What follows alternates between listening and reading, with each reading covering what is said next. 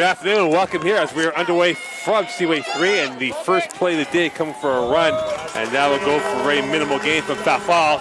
Brent Bach and Mokan here, and it'll be second and long coming up here for the Cavaliers offense.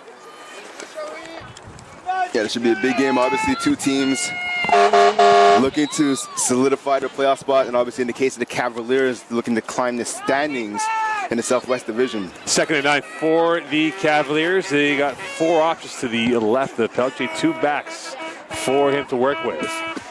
Play action looking towards swing pass, and that's going behind the back. Is that a live ball?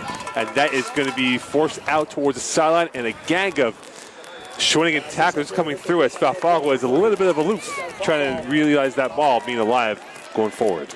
Yeah, so two straight swing passes to start the game. And obviously the Cavaliers offense, if you've paid attention to them this year, averaging under 60 yards a game rushing, coming in at 57 yards a game overall. So obviously trying to get a spark in the run game via the swing pass. Obviously that second down play did not work out well for them as they lost some yards. And with that, it'll be a third down, and this will be third down and pretty much Longueuil right now from where they're positioned here as we're 13:44 left in this first quarter. It'll be third down and extremely long for this Cavalier offense. They got six Packer receivers with Muchaka still in the backfield. Pelche looking towards the middle of the field. He's got Fafal, and he is impeded, and that will be a first down for the Cavaliers as the safety for the Shawinigan team bringing him down, and that will be a first down for the Cavs. He has a great route there, a great seam route by Fafard, able to create some separation. But again, he was held back by that penalty, so although the catch wasn't completed, it'll still result in a first down via the flag for the Cavaliers. So at least a good play right there after two plays where they saw them go backwards. Montour in on the penalty for the Shawinigan, and let's pick. It'll be first down and 26 from the Champlain center field position. We talk about the lethal weapons. Zach Puche, 52 catches, 1 TD only. And Noah Sassy leads the team with 6 this year, as there's 3 options now to the right of Pelche. Muchaka in the backfield. Pelche looking towards the right. That is caught, and a gang tackle right there. Spinning out of it is going to be Noah Sassy, his 28th catch of the year, brought down by 3 Shawinigan players. Yeah, Sassy, the leading receiver in last week's loss to Victoriaville. 5 catchers, 102 yards, and a TD. Averaged 20 yards a catch. Obviously, he's looking to build off of that performance. Adrian Young in on the tackle. It'll be second and 5 from the 27-yard line, or now make it the 32-yard line of the Cavaliers territory. Their 5th play of the drive.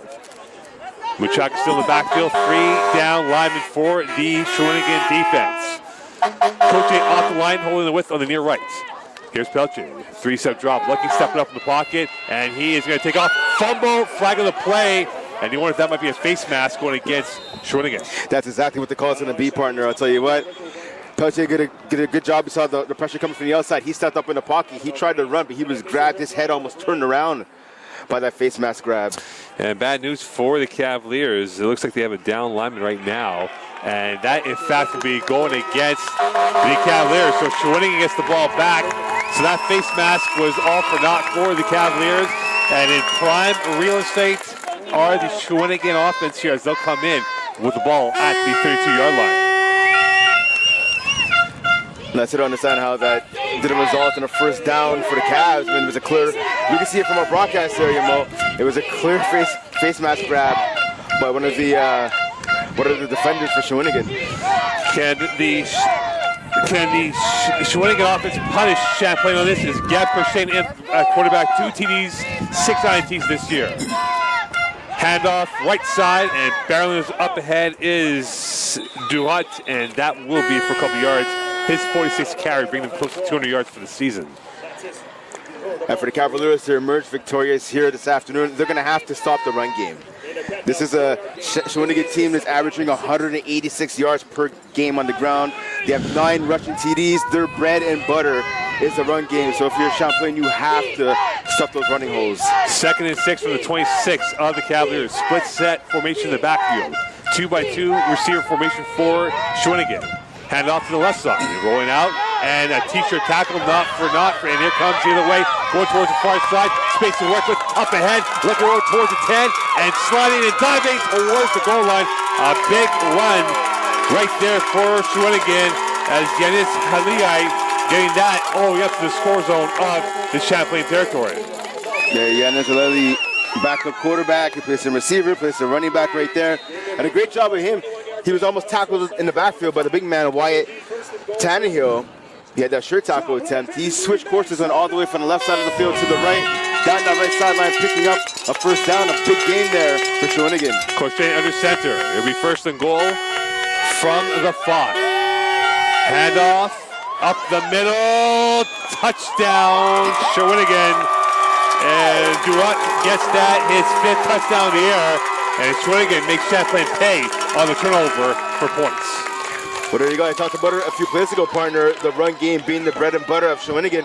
They didn't even bother to attempt to pass on that drive right there. Running the ball to the outside, running the ball down the throats as well of the Cavaliers defense. So again, obviously Champlain and his team are going to have to make some adjustments to try and stop this run. And now Champlain, they have a hole to climb out of as they are down 6-0 pending the extra point with 10:54 left here in this first quarter. Shawinigan flying through the ground as they torpedo their way through the Champlain defense for 6 points. And now it's 7-0 lead for the Electric. So 7-0 lead, 10:54 left. A Peltier fumble costs Champlain points. And now you wonder how they will react being down early, 7-0. Yeah, definitely not the start that Champlain wanted to have. Again, you talked about partner turning over the ball and then letting Shawinigan run the ball down their throats to score on their first offensive possession of the contest. But again, a lot of time left. As you mentioned, 10:54 remaining here just in this first quarter. So you have to imagine Champlain to come with a little better, hopefully, on the second offensive drive. And we'll see what they do now with the returners set and putting themselves. Klucher on the far side and Fafalk on the near side. And can they come up with a big return and putting Champlain in a position of success with 10:54 left here in this first quarter. And we'll get underway here with the kickoff in moments on the near side hash mark. One more game left for each school before the playoffs begin. The question is, we don't know the answers yet of who will finish where. Lionel Deere in the pole position for number 1, Hunsick in the dogfight for number 2, if not 3. Champlain, they can finish anywhere as high as 2, if not as low as 4. And a high kick. Return ball by Klucher. Takes him one hop, and this could be disastrous for Klucher. He recovers in time at the 5, and he is trying to dance his way through to no avail, and that is where Peltier will begin his second series down 7-0. And I tell you what, they won't get a mention in the stat book for it. They won't get a note in the stat book, I should say, but that's good blocking right there on that punt return, that kickoff return by Champlain. You mentioned, you saw Klucher had a fumble, misjudged where the ball was going to bounce. He had time to let that ball bounce 2 or 3 times, run back and get it, and still get a bit of a return. So good job on the blocker, by the blocking. First and 10. Hand off to Chaka to the left side as he will smuggle his way through for probably 4, if not 5 yards. And he's brought down by the front 7 of Shawinigan. And it'll be second down coming up. And a flag on the play as well. So who will this go against? And we'll see now what the call is for.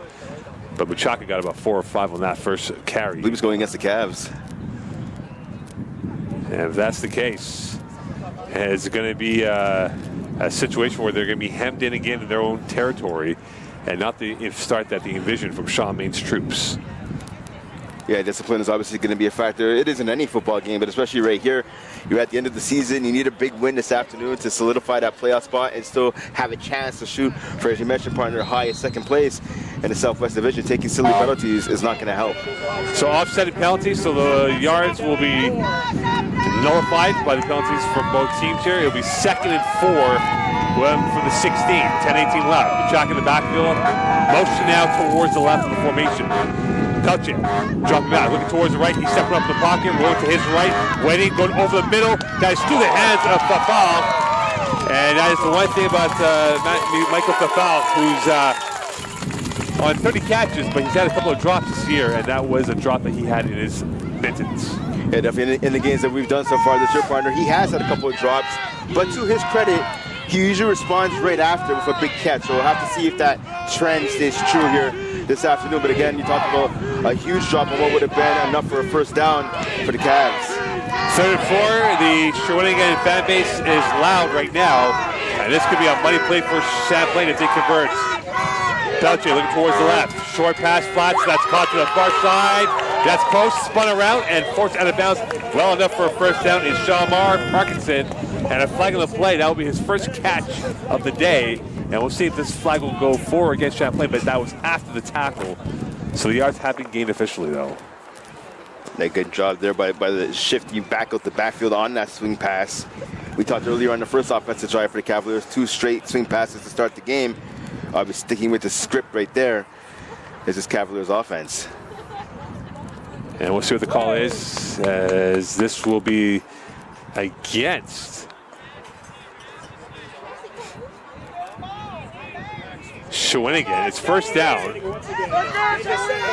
So they will have the first down officially marked off now at the 23-yard line. So a very slow burner of a start here for Champlain. And now we'll see what they can do.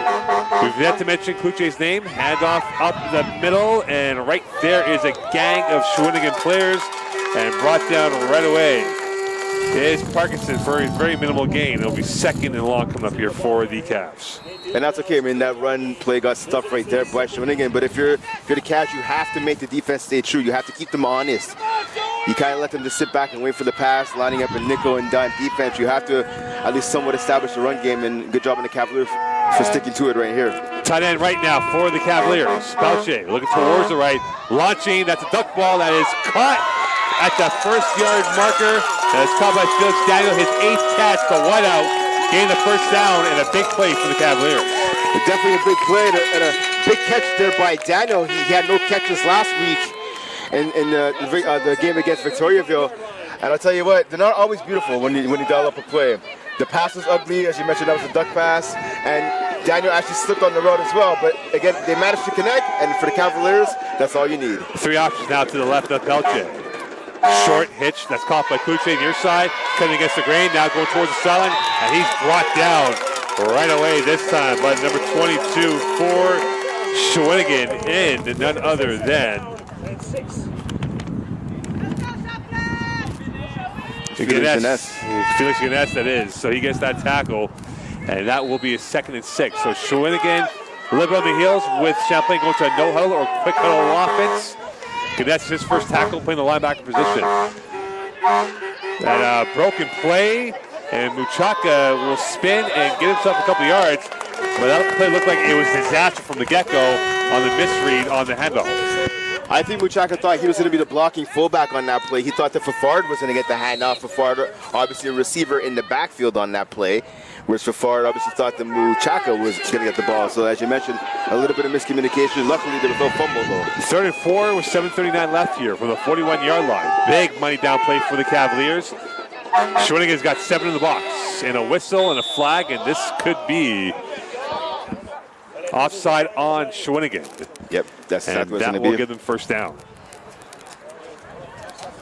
So obviously Shawinigan helping out the Cavs right now by taking a couple of penalties on this drive. And it'll be first down for the Cavaliers. They'll move up to the 46 on the near side hash mark. And discipline so far has not been the ally of Shawinigan or Champlain, but Shawinigan had a 7-point lead. Catching on the turnover by Pelche's fumble, and now can Champlain get this back to parity with them down by 7 with 7:18 left. Here's Pelche, play action, looking towards the left, and that is caught, and working his way upfield is William Demore, his first catch of the day for a couple yards. And that is a gang of tackles for Shawinigan, and that will be second down coming up here, and brought down by Paul Pratt. So Demore obviously only picking up about 3 yards on that play, but showing some toughness right there. I had a chance this week at practice on Wednesday night to watch him run. He was running with a lot of aggression. So it's nice to see him back in the lineup. This is his first game since week 1. 2nd and 7, beg your pardon, from the 49. Trips right. Pelche. Dropping, looking for the screen, short pass that's caught by Muchaka, far side midfield into the plus territory, enough for the first down and more, and tackled at the 43-yard line. And they're using the running backs in the short game very well here today, Brent. Oh, definitely, and that was a big game by the big man, number 22, the senior Anthony Muchaka, rumbling and bubbling down that left sideline, picking up more than enough for the first down. And now it'll be 1st and 10 from the 49 of the Shawinigan side, the plus territory. Machaka in the backfield. 3-by-2 receiver formation for Pelche. 7 to box for Shawinigan. Hand off Machaka, right side, and he is brought down. That was a sniffer instinct right there as Paul Pratt, the run stopper, number 44, getting in and on the tackle for Shawinigan. Yeah, there's a number of players. I counted about 2 or 3 in the backfield there for Shawinigan, for the Electric. So obviously the blocking up front in the interior of the offensive line for the Cavs has to pick up a little bit. Inside 6 in this first quarter, 2nd and 10. So no gain on that run by Machaka. Now from the 47-yard line. Coach only 1 catch so far. And now holding the whiff on the near side. Sassy, the slot on the right. And motion all over the place. Here is Pelche, 7-step drop, looking, stepping up, looking, going deep center field. Has a man, incomplete, intended for Noah Sassy, who's looking for his 28th catch of the season. Yeah, he was open. He had to step on his defender, but again, Pelche, by moving up in the pocket, he didn't have a chance to set his feet and put some power behind that throw. And there's a down lineman for the Cavaliers. And they have dressed 7 for today's game against Shawinigan.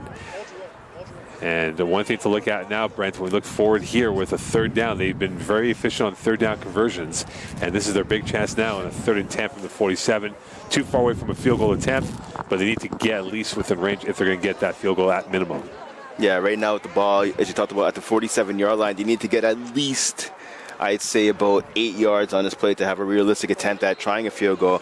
But as we've seen so far, partner, throughout the course of this contest, if the Cavaliers can't pick it up, Shawinigan's going to do their best to help them out by taking a penalty. So we'll have to see if that continues. But obviously, if you're the Cavaliers, you don't want to have to rely on that. You want to obviously go with a pass play. Perhaps you have another shot taking that swing pass out the backfield. So far, the Shawinigan hasn't been great at covering those swing passes, especially on the latter part of this drive. And that is a down Cavalier player right now. Still with 5:34 left here. It's been a long, sustained drive for the Cavaliers. They've had the monopoly in the time of possession, but Shawinigan was very quick and efficient through the ground of their attack, of what they did to catch on that miscue by Champlain on their first drive. Yeah, obviously. But again, you have to put that in its proper context, right? I mean, the Cavaliers turn over the ball inside their own 35-yard line, giving Shawinigan an extremely short field that they had to march afterwards. So now for Champlain, they'll have to readjust their line and get the proper 5 out there that's going to help out their attack. And now it'll be a 3rd and 10 from the 47-yard line. Champlain down by 7. And they are looking for points and trying to get this quickly as possible to bring back themselves from red ink into the black ink territory. 3 down linemen for Shawinigan, 4 in the box for them. Here's Pelche, empty backfield. Going to the far side, that is caught by Kluche, and that is very close to a first down, and that will be a first down for the Cavaliers. And that's why Zach Kluche is one of, if not the best receiver in Division III football. A huge catch right there, and making sure he ran his route just past the first down marker. So a great job making the catch and a great job of field awareness by the veteran receiver. So his 53rd catch of the year, or 54th catch of the year, beg your pardon. Hand off Machaka, right side. Trying to bounce it out. He is stumbling, and he is hitting nothing but a minefield of white uniforms as he gets probably 1, if not 2 yards on that play. I mean, you have to feel bad for Machaka on that play. There was a small hole there for a second on the right-hand side on the C gap, but it got closed up real quick by the defensive line of Shawinigan. 2nd and 9 from the 36. 4:44 left here in this first quarter. Trips right for Pelche. Pelche looking towards the left, short pass that's caught in swing right to Fafal, and he will get about 6 yards on that play. And this will bring up another 3rd down with 4:30 left here in this first quarter. And obviously that catch shouldn't go for a first down for Fafard, but what he did on that 5-yard gain now is going to make it 3rd and 4, pardon me, making a much more manageable 3rd down for the Cavaliers offense. Another 3rd down opportunity for Champlain. They have converted multiple times on this drive on 3rd down. They are definitely within field goal range, but they want the 7 instead. Parkinson is in the backfield, now flexing out towards the right of Pelche. Empty backfield, parks the swing pass. He's going to take up to the middle. Pelletier up the middle, and he is going to get very close to a first down. And this will bring up fourth down, or this will be now officially first down. Indeed, it will be. So Champlain getting closer and closer towards the end zone. And a good job by the Cavs right now, dinking and dunking. We saw earlier there was a misfire on a deep ball. There was a drop even before that by Fafard over the middle. So what they're doing now, the Champlain offense, is they're slowly matriculating the ball down the field. Having a run here, having a short pass there, pass on the sideline, little dump off over the middle. From Keeping the 24. the defense honest with the run, that's what Cavaliers need to do. From the 24 now of the Shawinigan side of the field. Pelletier looking towards the left, going left corner, down the sideline. Touchdown, Cloutier. 24-yard grab, and that puts them over 750 for the year, and a 7-6 lead for Shawinigan. And naturally, as soon as I talk about the Cavaliers digging and dunking the ball at the field, they take that deep shot, and finally it pays off. A big touchdown pass and a big touchdown catch from Pelletier to Cloutier. It doesn't get any better than that. That drive took almost 7 minutes off the clock, and Champlain has been rewarded with 6 points pending the extra, and this could restore the black ink in this game here. Ball down, kick is up, and that is popped up in the air, unorthodox. And a 7-7 game with 3:24 left. Champlain back on even ground with Shawinigan, and Shawinigan with their first real series coming from their own end, going towards the plus side of the field. So as talented and as skilled as Zach Cloutier is, I'll tell you what, for you guys watching at home, that catch wasn't as easy as it looked. Yes, the defender ended up getting burnt for the touchdown, but that pass by Pelletier was on the back shoulder of the receiver. So Cloutier had to kind of slow down in the end zone, reach behind him, jump up in the air, and come down inbounds with the football. So again, a great catch there by Zach Cloutier. And now we'll see what they do on their drive here for the Shawinigan offense. 2-game losing streak, lost 45-16 to Hunsik, 12-7 to Lanaudière. Their 2 wins have come against Drummondville, and they need to win to get into the playoffs here. But we talk about the fact that in 2 games they scored 7 points or less, and in 3 games they scored 24 points. So they've had either a feast or famine when it comes to scoring points. Right now they're at 7, which is a good start for them. And if you look at Shawinigan against the top teams, they got blown out by Hunsik and blown out by Lanaudière, and then in the other games against them, they lost by 3 and they lost by 5. And now we are underway here from the far side. And that is booted up towards the far end, returnable from the 10, and bringing it back up towards the middle of the field. Looking for a hole, now bouncing out. He's got a hole, near side. Here he goes, down over, step arming his way through, up to the midfield plus, over and in, and still step arming his way through and out of bounds, flagging the play. And a big return for Shawinigan.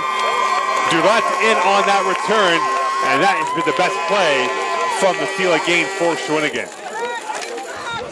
Yeah, Ducroix there pulling it. Derrick Henry with that huge stiff arm on a tackle attempt by the Cavaliers, and that's one of the things about this Shawinigan team. They are dangerous on special teams. They have 2 returns. They have 1 via the punt and 1 via the kickoff for a touchdown this season. Looking like Jonathan Taylor out there as he's getting ready for his game tonight. So the ball moved back towards the 54-plus side of the territory. So Shawinigan has had fabulous field position to start off this game. And now they're looking to cash in on this opportunity. Crochet has not been required to throw the football yet to keep an I formation. And it appears with a single receiver formation now 2-by-2. Handoff left. Looking towards the near side, up ahead to the plus side, up to the 50, and bounce out, and a big run. This time by Yanni Halai. His last name is a name that still has been giving me problems here. I think I have it, I'll tell you. I think Halali, there you go. Yeah. Halali with the run. Halali, exactly. So I beg your pardon. His 23rd carry of the year. That puts him over 130 for the season. Averaging almost 6 yards per touch on the ground for Halali of this offense. First and 10 from the 44. Halali now is the slot back on the right of Porchain. 2-by-2, make it 3-by-2 receiver formation for the Electric. Crochet's first pass, looking, stepping up to the right, going towards the side, pop up in the air, picked off. Halali went off his head, picked off by Champlain. Tristan Lewis, his first INT, and Champlain gets back to turn over in their favor. And see, that right there is a play of redemption. Oh, that's waved off. So waved off as that ball was trapped. And it'll be 2nd and 10 for the Electric, and Champlain unfortunately did not get that going the way. And Shawinigan avoiding execution on that. 2nd and 10. Halali now flexing back in behind, now to the right of Corshane. 4 down lineman for Champlain. Handoff right, looking for a hole. Nothing but a black wall of uniforms. And Durant getting tackle and a flag in the play as well. So again, the discipline has not been the ally of either side in this matchup. And see, right before that flag came out, I was going to say that was a great play by the defensive tackles of the Cats, especially number 99 Wyatt Tannehill getting in there, blowing that play up, and it's going to go against the Cags. And number 96 William Rowland was there as well. So the 1 tech and the 3 tech really stuffing that run play by Shawinigan. And again, now Shawinigan taking a penalty as well, adding a little insult to injury, a little salt in the wound, if you will. And that will be moved back here, looking like DeForest Buckner out there for the Colts. It's Wyatt Tannehill. And that will be a 3rd and 25. So almost a 3rd, and they have to hit this to Shawinigan from their own 52. So Corshane, that they opt to keep it to the ground unless he'll be required to air it out on this play. He's got 3 to his right. Champlain showing blitz. They drop back, playing prevent. Stepping up, going deep far side. That's a good-looking ball. Open, and that is incomplete. And a late hit as well, as that was going in. And now it will be a 4th down. And a punt coming up here for Shawinigan. Now, I'll tell you 2 things on that play. First off, that was a beautiful spiral by the quarterback. Corshane threw a nice ball. At least it looked like it was a nice ball coming out of his hand. Spiral was tight. The receiver was wide open. Number 85, that was Alexandre Agnimel. He's usually a running back. He ran a wheel route down the right sideline. He was open. Despite the look of the ball, despite the tightness of the spiral, the placement of the ball, where the ball was thrown to, wasn't as good. 4th and 25, 1:15 left here from the 52. And Cloutier is at his own goal line. So he expects this to be a booming kick. And that is going to be returnable. Takes a 1 hop. Rolling now towards the center field position. Cloutier will allow that to roll through.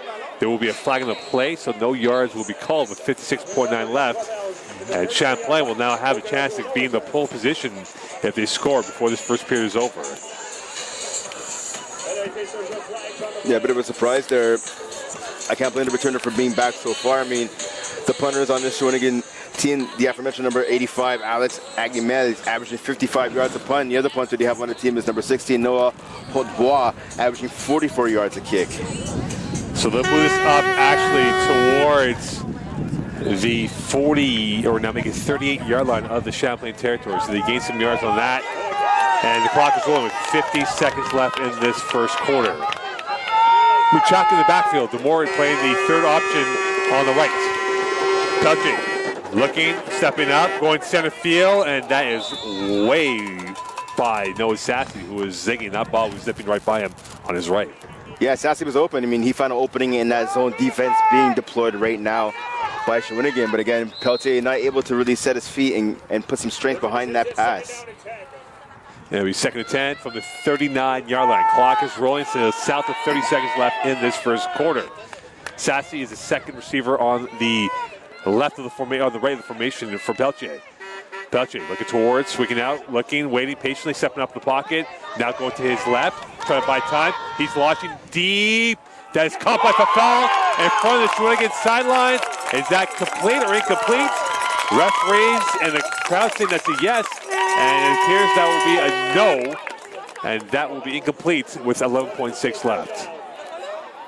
Yeah, again, football is a game of inches, and that saying is proven right there. Just not able to keep his feet in balance with Fafard. Strong arm, though, showing by Peltier on that throw. He also did a good job in the pocket of directing traffic. He had Anthony Muchaka back there. Muchaka was going to block, and did he set Muchaka out to run a route down the left sideline? Last play of the first quarter. Penalty if there is one. Motion now onto the right side of the formation. Pelche now stopping, dropping, looking towards the middle, going deep center field. He's got Cloutier, and he's well covered by not one, but two Shawinigan players as Montour, the safety, in on the coverage. And that will bring up a fourth down and a punt coming up here going towards the second quarter of this matchup. That was just a missed opportunity right there for the Cavs. Noah Sassy, number 15, ran a wheel route.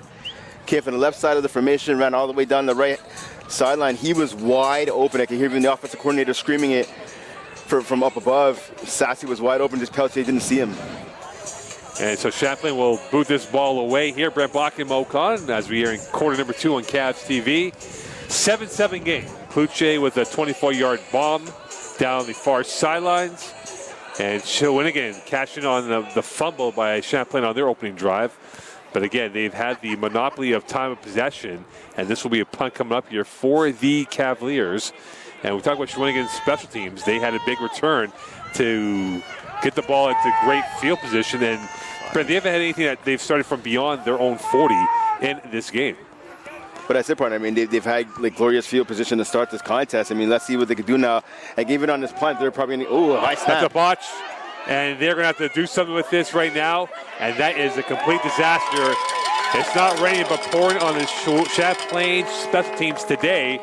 And that was a complete hash on that situation. And watching practice on Thursday, they definitely had some roller coaster moments with their special teams that they spent a lot of time with on Thursday's practice. Yeah, same thing when I was at practice, partner, on Wednesday. They did a lot of special teams prep and a lot of special teams focus. But unfortunately for them right now, for the Cavs, it's not paying off. And we just talked about Shawinigan starting offensive drives with amazing field position, and yet again that trend continues with that bad snap. And we talk about bad snaps. They had a hiccup against the Huntsic here in their win where the punt was blocked, and they'll have to tighten up that as they are now pressed against their own goalpost practically, with Shawinigan getting, again, fantastic field position from the 38. All 3 possessions today for Shawinigan has been inside the Champlain territory. But they've only come up with 7 points. And now here they are.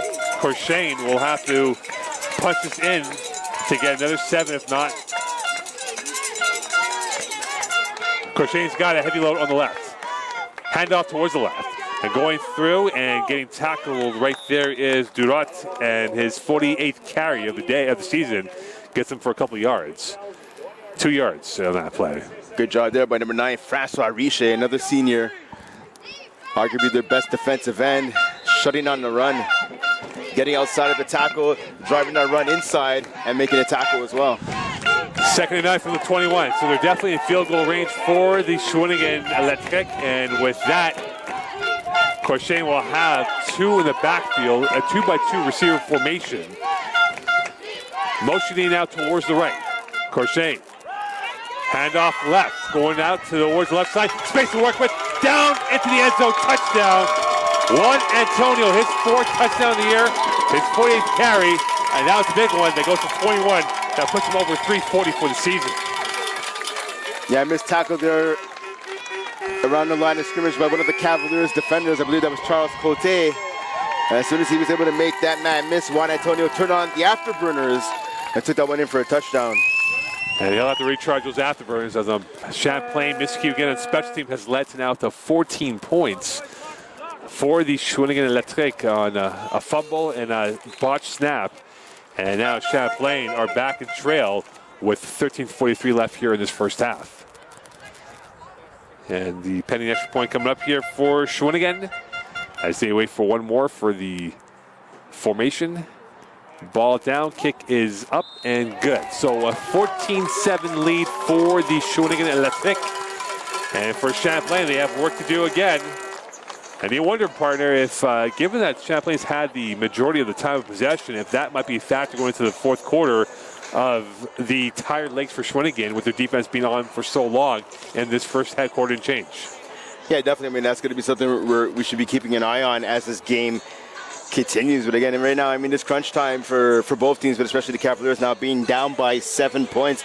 They need to come out of here with the W. We talked about earlier, they still have a chance to get that 2nd seed. So obviously coming out here and playing a full game is going to be key for them. And the same thing for Shawinigan. I mean, right now they're sitting in 5th place, I believe, And for them, they need to get this W here this afternoon to solidify their playoff spot as well. So tired legs are going to have to go on a little further when we hit the fourth quarter. And with that, it will be a kickoff with 13:43 left here in this opening half. And that is a pooch that's returnable right to the far side. And coming up ahead is No Sassy. He fumbles it, and he will recover. I think he was quite surprised by that little pooch kick. And I wonder, had Sassy let that go through, that might have gone out of bounds. You know what, partner? That's exactly what I was thinking. I think the ball definitely would have ran out of bounds. But, I mean, you can't blame Sassy. He wasn't expecting the pooch kick. And you're taught on special teams, as soon as the ball comes to you, if you're on the return, just jump on the ball and cover it, or even try to make a return if you can. But my question is, why would they do a pooch kick right there? They had the momentum. They have a 7-point lead. You kick the ball deep. You try to make the Cavaliers drive the whole field. Right now, you're setting them up almost at their own 50-yard line. And now we marked up at the 43 exact.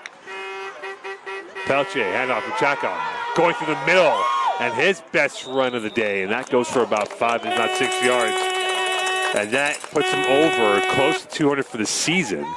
And that'll become 2nd down and 4 coming up here for the Cavaliers. And that's a great run right there by the big man, by Muchaka. I mean, again, he's their leading rusher on this team. He came in to the contest with 186 yards, averaging almost 5 yards a carry. And again, he didn't pick up the first down, but now he's setting up the offense to be in a good spot at 2nd and 4. 2nd and 4. And we talk about Kluche. He's occupying the width on the far right of the formation. Peltier looking, pumping, going deep, center. Sassy's got it. Up ahead. Sassy will not be caught. Touchdown, Champlain.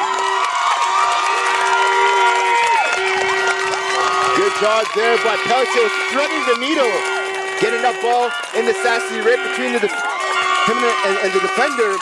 That was number 6, Adrian Young, who was in coverage. And look, partner, like Young was trying to play the ball. Look like he was trying to knock it down and get the INT. He definitely misjudged that pass by Peltier. And a great job by Sassy, not only making the catch, surviving the contact, but then again exploding to the end zone to tie this game up. 61-yard touchdown catch and run by No Sassy. And for Phil Peltier, gives him 19 touchdowns for the year. And he's inching ever so close towards 2,000 passing yards. And another miscue by the Champlain special teams. Yeah, that's like a false start. I think the team talk at halftime might be practice for 10 minutes of the special teams. So the bad news is they'll move it back slightly, but the good news is they get 6 back, pending the extra point. But now for Peltier, he's getting closer and closer towards 2,000, which would give him perhaps a triple crown of touchdown passes, yards total, and completions for the season. Yeah, definitely. I mean, you have to imagine for a leader and a guy and a player like Peltier, obviously winning is the most important thing. But as you talked about getting that triple crown, that has to be something that's on his mind. And the kick is up and good. And again, the Champlain special teams has been very disjointed, if that is the best term to use so far today. But right now it is a 14-14 game as parity has been restored once more. Champlain going with the big ball once more. 61-yard touchdown catch and run by No Sassy. And that gives him 28, now 29 catches for the year. That puts him close to 500 for the year. In fact, they could have 2 receivers of 500 yards or more with Kluche and Sassy being the duo. And I tell you what, again, that was a 61-yard TD pass.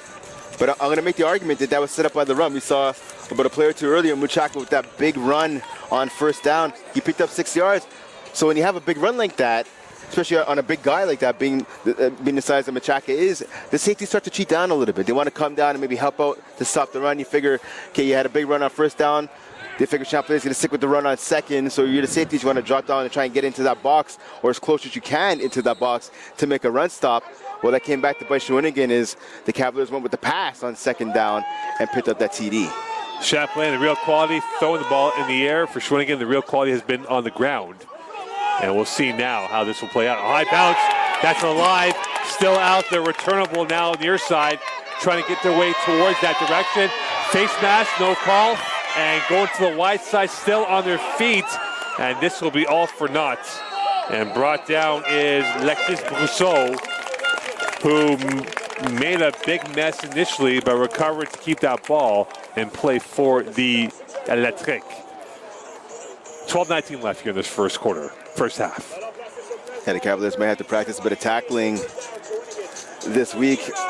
Saw about 3 missed tackles on that play and a couple earlier in this contest so far. But again, you can't be too cautious, again, when you're playing special teams against this Shawinigan team, especially when the ball's in the hands of number 5, Alexis Brousseau. Brousseau, who had a punt return TD against the Huntsic earlier this season. And it'll be 1st and 10 from the 13 for the Electric. 3 down linemen for Champlain. Richer leading the way with 6 sacks for the year. Crochet under center. Could this be a big play for Champlain? Looking to open up with their defense. Blitz coming up. Crochet rolling to his left. He's got real estate acres to work with. He's going to take off. Away he goes to the far side toward the Champlain bench, and he's out of bounds, but well enough for a first down. As he saw nothing, and he took off like a torpedo towards the sidelines. Again, we talked about earlier, this is a team in Shawinigan who averages almost 200 yards on the ground per game. Even when they call a pass play, it's really a design run. They had that bootleg to the left by the quarterback in Corshane. There were no receivers in that area. That was a fully designed run, 100%. Looking like Trey Lance out there, a bit befuddled on that play. It'll be 1st and 10 from the 25-yard line. More importantly, as Lance would do, Corshane using his legs to pick up a first down. Corshane's got 2 in the backfield. Handoff, looking for a hole and making his way through the eye of the needle, going right through the teeth, flagging the play from the back-end judge. And that will be for 5, if not 6 yards, if that stands. And we'll see if this will be for or against Champlain. And this is going to go against the Cavaliers. So they'll move it up. So automatic first down for the Shawinigan offense with 11:14 left. And that's a big foul. That looks like a 15-yarder against Champlain. Yeah, that's exactly it, partner. So Champlain taking a page out of the Shawinigan playbook of taking penalties to help out your opponent. On the road this year, Shawinigan has only averaged 18.5 points per game on the road. They're at 14 right now, and they're looking like they're about to get some more points on this drive by the way they're going so far. Corshane's got 2 in the backfield once more. Handoff, patience now. One Antonio towards the left side. Look at him go. Antonio drops down to one knee, and he was hungry. His tail was up to get some more yards on that run. Gets about 4 in the play. So obviously that was one running play right there, but that was kind of a tale of 2 different running plays. We saw Juan Antonio get that ball in the backfield. There was pressure coming right up the A-gap right away. Both sides of the center and the guards were pushed back into the backfield. Antonio used his vision, did a great job, and then switching gears going to his left to pick up some positive yardage. But then he kind of stopped. He stopped, he kind of slipped on the turf a little bit, got his knee touched the turf, which is why he was called down. If Antonio just would have kept the legs moving and tried to take the ball up the left-hand sideline, I think he would have been able to pick up a couple more yards. Ludovic Magna going off for Shawinigan. And it'll be 2nd and 7 from the 52 with 10:25 left here in this first half. Same DNA. 2 in the backfield for Corshane, who's under center. He's got 2-by-2 receiver formation. Blitz from Champlain. Handoff, play, go to the left side. Looking towards the hole. Finds the hole. Up ahead, flagging the play. And brought down is number 85 for Shawinigan. And that will be close to a first down, pending the penalty if it's for or against Shawinigan. Yeah, this is going to be big here as Shawinigan now has started to pick up some momentum on this offensive drive. But yeah, it looks like it's going to go against the Electric. And that will force them to be a 2nd down, and this will be from the 2nd and 17. And this will be marked off officially from the 46-yard line. Yes, it's going to be a holding penalty going against Shawinigan, so that'll drive them back 10 yards. 2nd and 17. Juan Antonio in the backfield for the Electric. Champlain blitz. Crochet rolling to the right. Has a man open, near side flats. Up ahead. This is enough for a first down. Look out, and that is going to be a quick silver finish and catch by Durant. His 4th catch of the year, and a first down or more in the plus side of the Champlain territory. Yeah, the big man getting some open field with which to run with. Good job by him. He hurdled the defender. There's a couple of Shawinigan fans here, a handful. They definitely appreciated that move. I thought those were the most confident. Yeah, if there was Mocon fans, it'd be maybe 1 or 2, and they'd be in the parking lot somewhere. But well, a super blockbuster finish by the Shawinigan offense gives them a first and 10 from the 39, 9:20 left here in this first half. 14-14 game. Brent Bach and Mocon here from Seaway 3. And lovely South Shore, Quebec, St. Lambert. Hand off, Antonio bounces it out. Look out, Antonio trying to get towards the corner. He gets it. Flag on the play. Down the sideline as he goes. Tackled at the 15. But a flag in the back of the field here.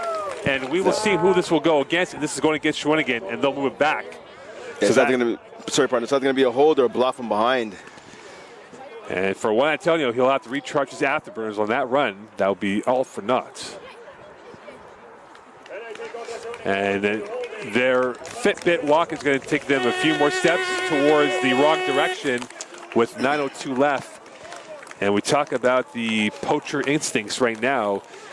The ground game for Shawinigan has been very ruthless so far today, gashing and slashing this Champlain front seven.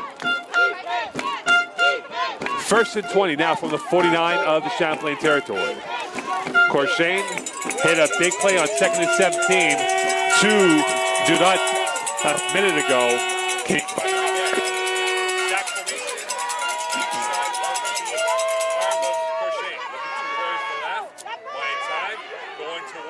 Son that is caught and out of bounds.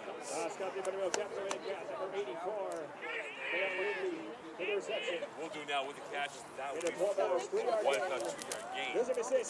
3 yards now to be exact. 2nd and 7. Catch. Good job though by number 9, Francois Richer, generating some pressure on the quarterback, causing him to get rid of the ball before he really wanted to. From the 46. 2nd and 17, the same thing, same scene of the crime that they were able to cash in before. Can they do it again? Part 2. Corshane, handoff right. Nice cut, and now going towards the sidelines near end, and getting up ahead is Halalaidi, and he gets about 4, if not 5 yards in that play. And that will be a 3rd down coming up here, and a down play in reshape for Champlain. Yeah, Richer he had an opportunity to make that tackle, just missed it. I believe I don't necessarily know that he's hurt. I think he just might be winded again. He came up with the previous play on that with the pass rush, and then almost making the run stop there. Maybe he just needs to recharge the batteries for a play or two. So Halali with that run, 3rd and 11 from the 47:56 left here in this opening half. And Shawinigan, they have been on the front foot. They got off to a flyer of a start with 7 points off the Champlain miscue, and they got back another miscue from Champlain for another 7 more points. So Champlain has caught and has trailed Shawinigan all throughout the first half. Yes, my apologies. Obviously, Richer is hurt. Looks like he's having his back examined right now by the trainer on the field. As a former D lineman, I can tell you back injuries are something that pop up a lot, especially as you go up against offensive linemen. You're both pushing. A lot of the weight is distributed to your lower back. So Richer will go off for the moment, and Matt Staff will come in, number 52 for the Cavaliers. 6 tackles this year. And you wonder now if Shawinigan will attack the Richer position that he's left unoccupied with Staff coming in on this next sequence coming up for the Shawinigan Electric. Yeah, 3rd and 11 from the 40. Big play now. Can Shawinigan convert for a 1st down? Corshane under center. He's got 2 in the backfield, 2-by-2 receiver formation. Play action, rolling to the right. He's got a man open. That is going to be tackled for a very minimal gain. Josh Murphy in on the tackle. And will show his 16th catch of the season. That puts him over 275. It'll be a 4th down. And what do you do for Shawinigan on a 4th and what is going to be now a 4th and 5th? Here's going to put this ball away. Yeah, that's exactly what it looks like they're going to do. But a good job, good field awareness there by Murphy. He saw the quarterback roll out. He faked the handoff, and he realized when the quarterback opened up, there was only one receiver on the right-hand side to throw to. Murphy driving towards the receiver, so as soon as he made that catch, he brought the receiver down to the ground. Good job there by Josh Murphy. And it'll be a punt coming up here. Champlain, it appears, playing it safe. with a few guys off the line from the 34. High snap, and that is going to be booted away, and that's a Puchki. That could be a live ball going towards the far side. It is a live ball. Recovered. Away goes Champlain. They played the gamble, and it burnt in favor of Champlain. Kalali played the pooch punt in hopes of getting the ball back, and Champlain burnt him on that play.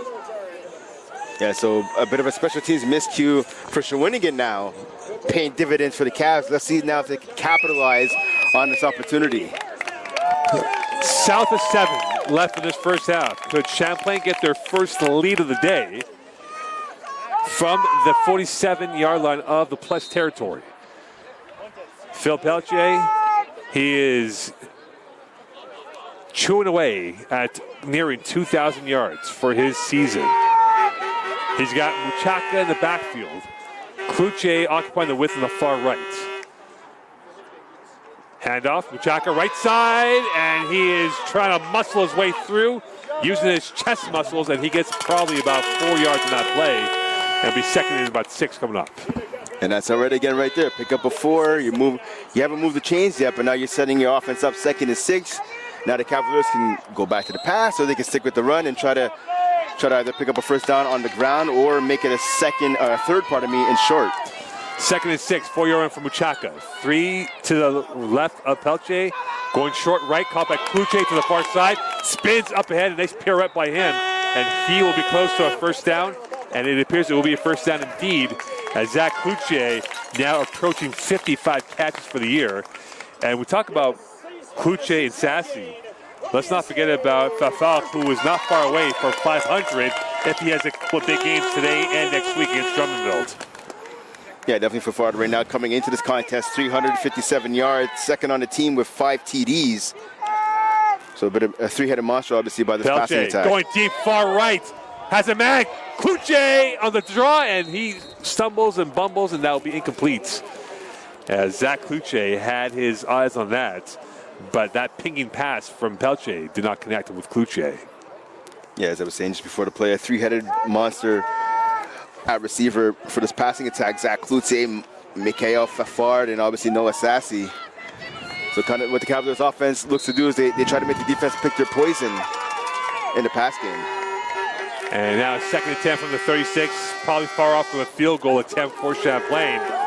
If they do get a field goal, they need to get at least another 15 to 20 more yards in that range. Here's Pelche.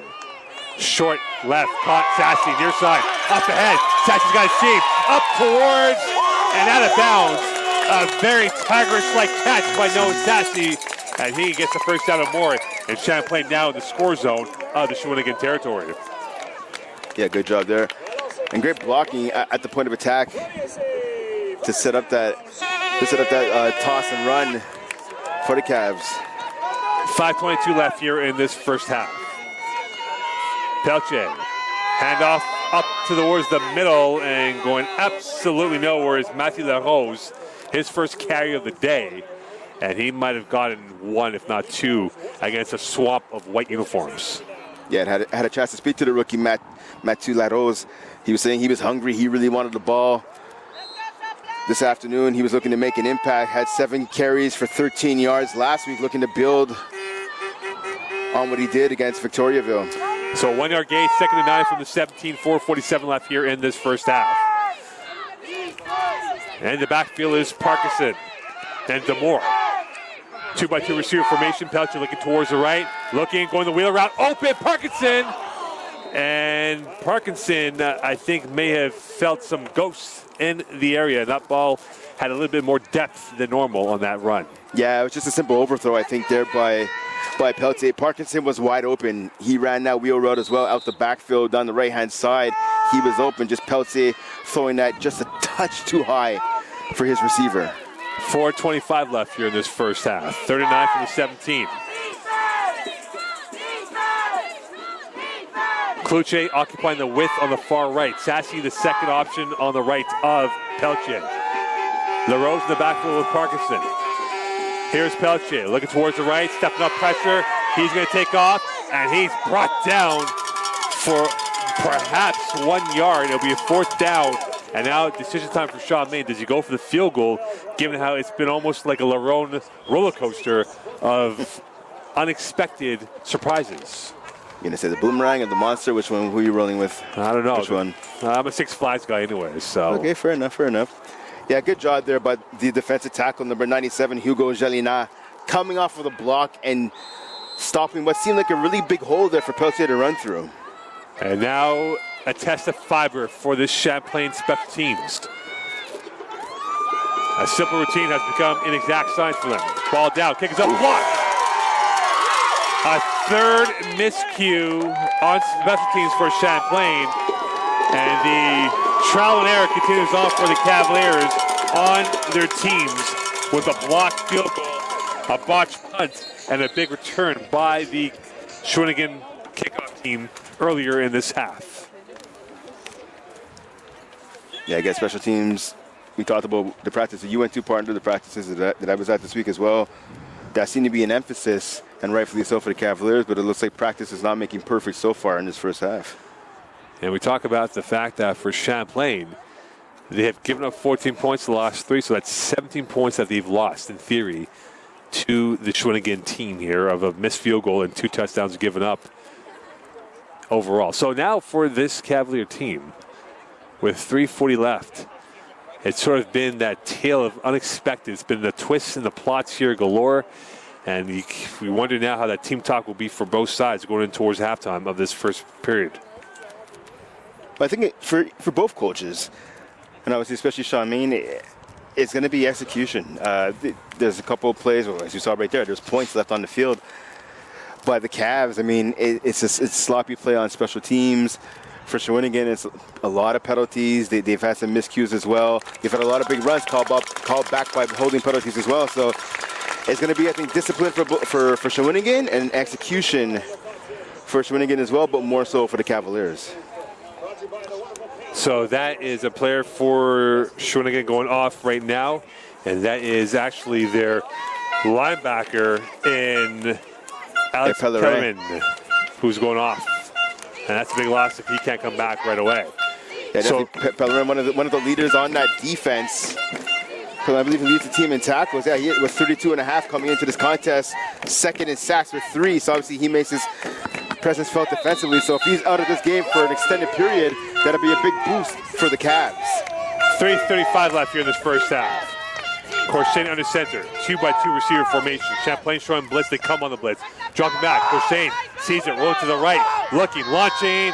That's caught, enough for a first down. Murphy in on the tackle, Brousseau with the catch, his 17th of the year. That puts him over 280 for the season. Yeah, that's a great catch there by Brousseau. It looks like he was trying to lull Josh Murphy to sleep there. He was running a slow go route. Murphy was step for step with him, and then he just planted his left foot in the ground and exploded to his right-hand side and did the comeback to catch that football. So nice comeback right there by Brousseau. Approaching 3 minutes left in this first half. Brousseau under center, I formation once more. Handoff middle, and that is going absolutely nowhere. Durots gets probably a yard if he's lucky, if not 2 max. Yeah, and with 2:56 left, it'll be second down coming up. I've mentioned his name a couple times this afternoon. The big man once again, the nose tackle, number 99, Wyatt Tannehill, snuffing out that run play. A mini DeForest Buckner over here, you know, of the Colts. Wears the same number as him, I believe. Definitely. I mean, I would talk about your Raiders, you know, impact defensive players, but I mean, you've kind of traded most of them away the last couple of years. But so hey, timeout called right now on the field. 3 minutes left here, 14-14 game. Champlain and Shawinigan. Shawinigan has been in excellent position so far of field goal or field position range, that is. And for Champlain, the biggest headache, migraine that might be for Sean Main and staff has been their special teams that has been the bane of their existence for today's game. Okay, definitely. Again, we talked about execution a few seconds ago, partner. That's been lacking in the special teams department by the Cavs. But right here, the Champlain Cavaliers, they have a chance for redemption right here. 2:56 remaining in the first half. Second and long. It's 2nd and 8 right now for Shawinigan. If you're the Cavs and you could put together back-to-back stops defensively, force the electric to punt, get the ball back, it'll give the Cavaliers a chance to perhaps put some points on the board before we end the first half. And we'll see now with 2:56 left, 2nd and 8. They'll need at least 2 more stops and get themselves back the ball. And we know how this air raid offense can work for Champlain, as it is getting colder here in South Shore. Yeah, right by the water. You know, I'm very comfortable in my jacket. There are those who are criticizing my jacket attire. Mokan dressing like it's the middle of December. I'm toasty right now, my friend. I'm very toasty right now. So angst for the Champlain teams, but right now they have a chance to perhaps pull off a punt situation on the second down to get 2 more stops to go. Crochet, high formation, play action, jet sweep left, going up ahead, enough for a first down, very close to a first down, and a tackle right there by 2 Champlain players, and brought down by Hajir, and this will be a 3rd and 1, and this is the money play now for the Shawinigan. Yeah, it's even less than a yard. I want to say it's about 3rd and half a yard right here. First one again, but again, a chance for the Cavaliers still to make a big stop. You want to see a push up front by the big boys on a D-line. William Roland and obviously Wyatt Tannehill. Nice to see Francois Richer, number 9, the edge rusher, back in the game as well for Champlain. 3rd and 1, eyeball to eyeball, O-line, D-line. Courchain, toss right, looking for the hole, and that is going absolutely nowhere. And a stop right there for Hilali. And he was brought down by Hajir and his friends in Richer, and of course with number 52 in Matt Staff. Great play right there. Louis Alexis Carrier was the first player in the backfield to make that stop. And partner, now they're going to be on the special teams. It was a bit perplexing because they kept the offense on. I was a bit surprised by that, but with 2:10 left, they're going to put the ball away. Yeah, I mean, there's no reason to keep the offense on the field. That was a loss of 5 yards. But again, number 8, Louis Alexis Carrier making a big stop. He had a man on his right, on his either his left or his right side, trying to block him. He was still able to make that tackle, slow down the running back, so he had some help come his way. Great job by the senior. So Hilali will punt that ball away, and Kluche is marked off at his 30 near side. Wind starting to pick up here, and you can see the fan base a little bit chillier than before. Well, I'm very toasty in my jacket. Time will call by Shawinigan. Brandon, look like you're dressed like it's April weather than October weather.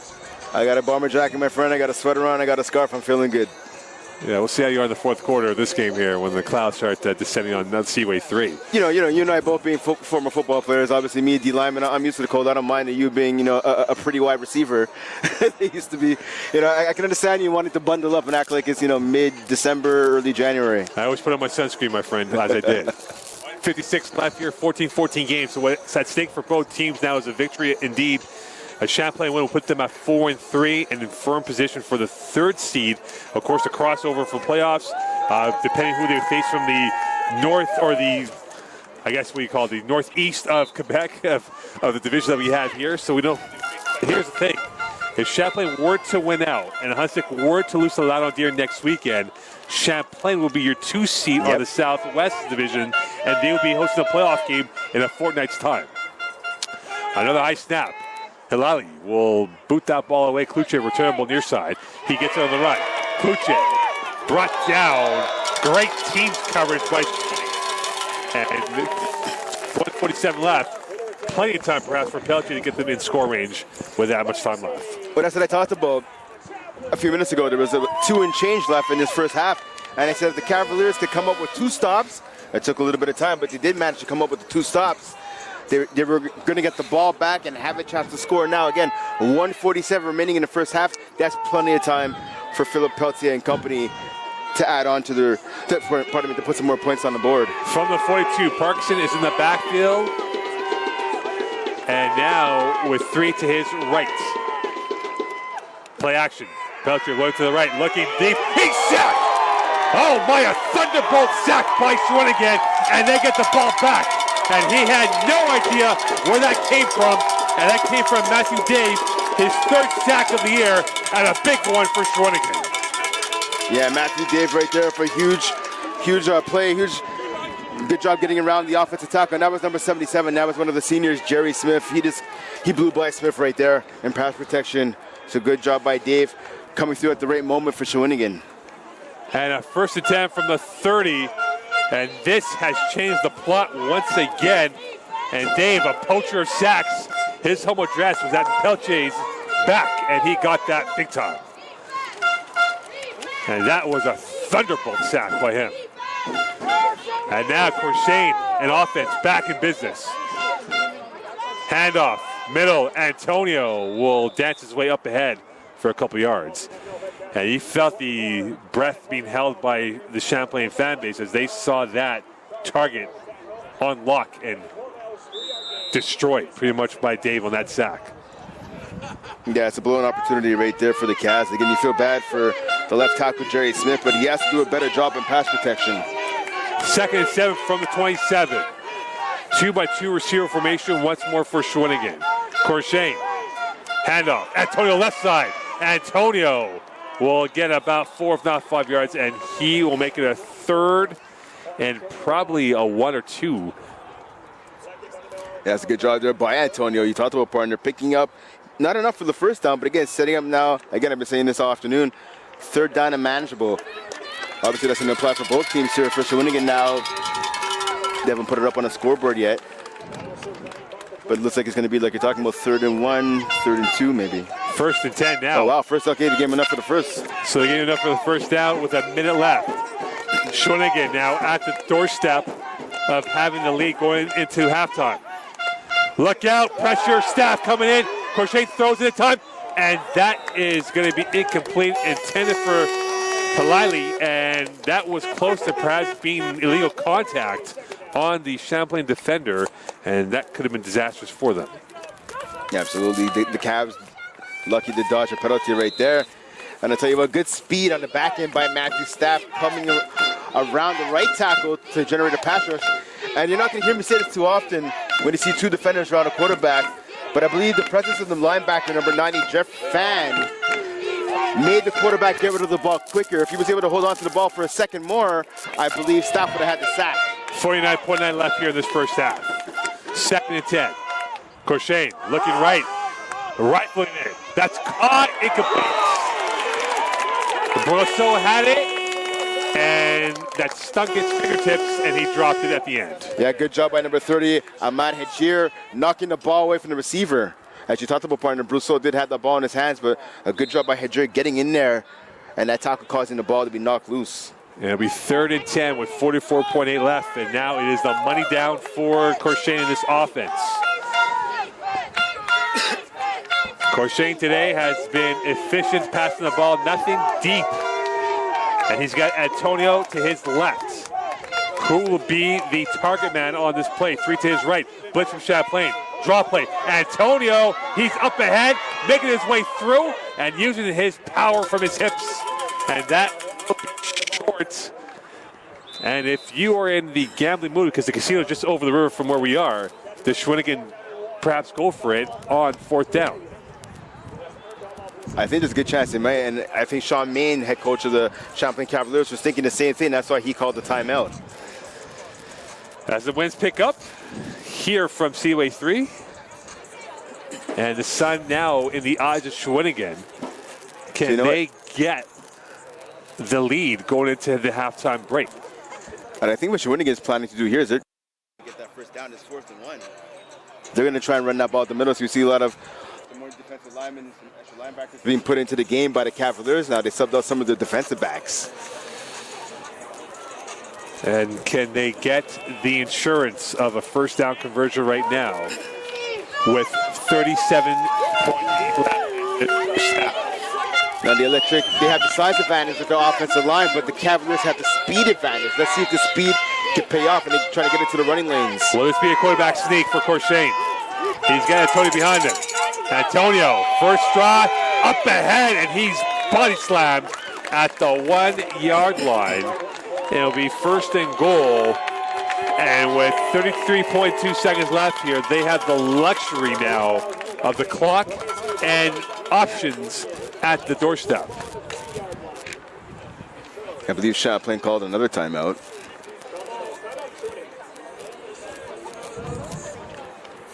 And what will they do here? The game of chess has unfolded here. The question is, can Shawinigan get the checkmate on Champlain on the miscue? Peltier's has now 2 turnovers One has resulted in 7. Could this be another 7, which would be 14 offensive turnovers from the Champlain offense, and would give Shawinigan the lead in all likelihood going into the halftime break. But right now for the Cavs, this is bend but don't break time. You do not want to give up a touchdown here. Eyeball to eyeball. O-line, D-line.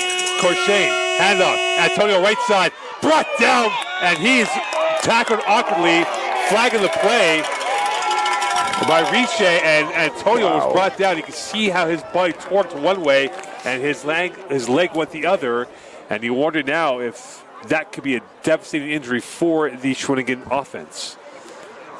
Yeah, hopefully it's nothing too serious. That did not look pretty at all, and I believe it's going to be a penalty. They're going to call unnecessary roughness on the Cavaliers. One of their players came in just after the running back ended up hitting the ground to pile on for a tackle.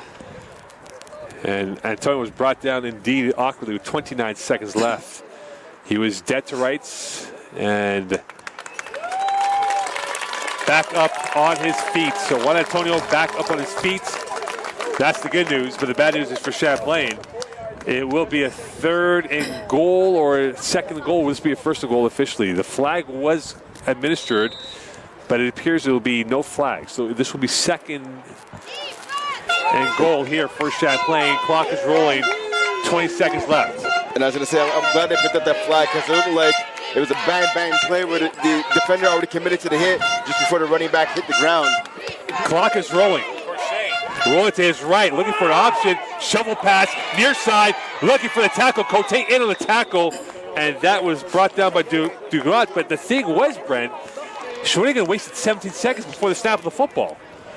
They didn't have the clock management in place, and now they only have 3.5 left here, which puts them at minimum one more play left in the half. But that's exactly, and the clock is winding out to 0, so this will in fact be the last play of the first half. And as you talked about, partner, that is clock management. That's bad clock management by Shawinigan. Now crucial importance. This is the moment here on the platform for Shawinigan. Can they get to 7? Last play. Shovel, whistle, and false start. That is going to go against Shawinigan. I believe one of the receivers moved early for Shawinigan.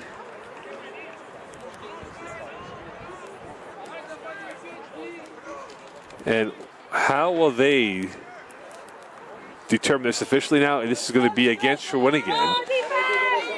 So Shawinigan was dead to rights with that play, and they get a stay of execution with one more play left. Under center, Corshane. Kalali in the backfield. Could this be the moment right now? Handoff right. Looking. Touchdown, Shawinigan. Big play, big run.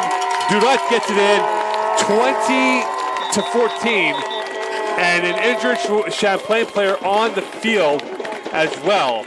So that insult to injury, Champlain getting banged up as well on that play, and that is a big loss for Champlain on that situation right there.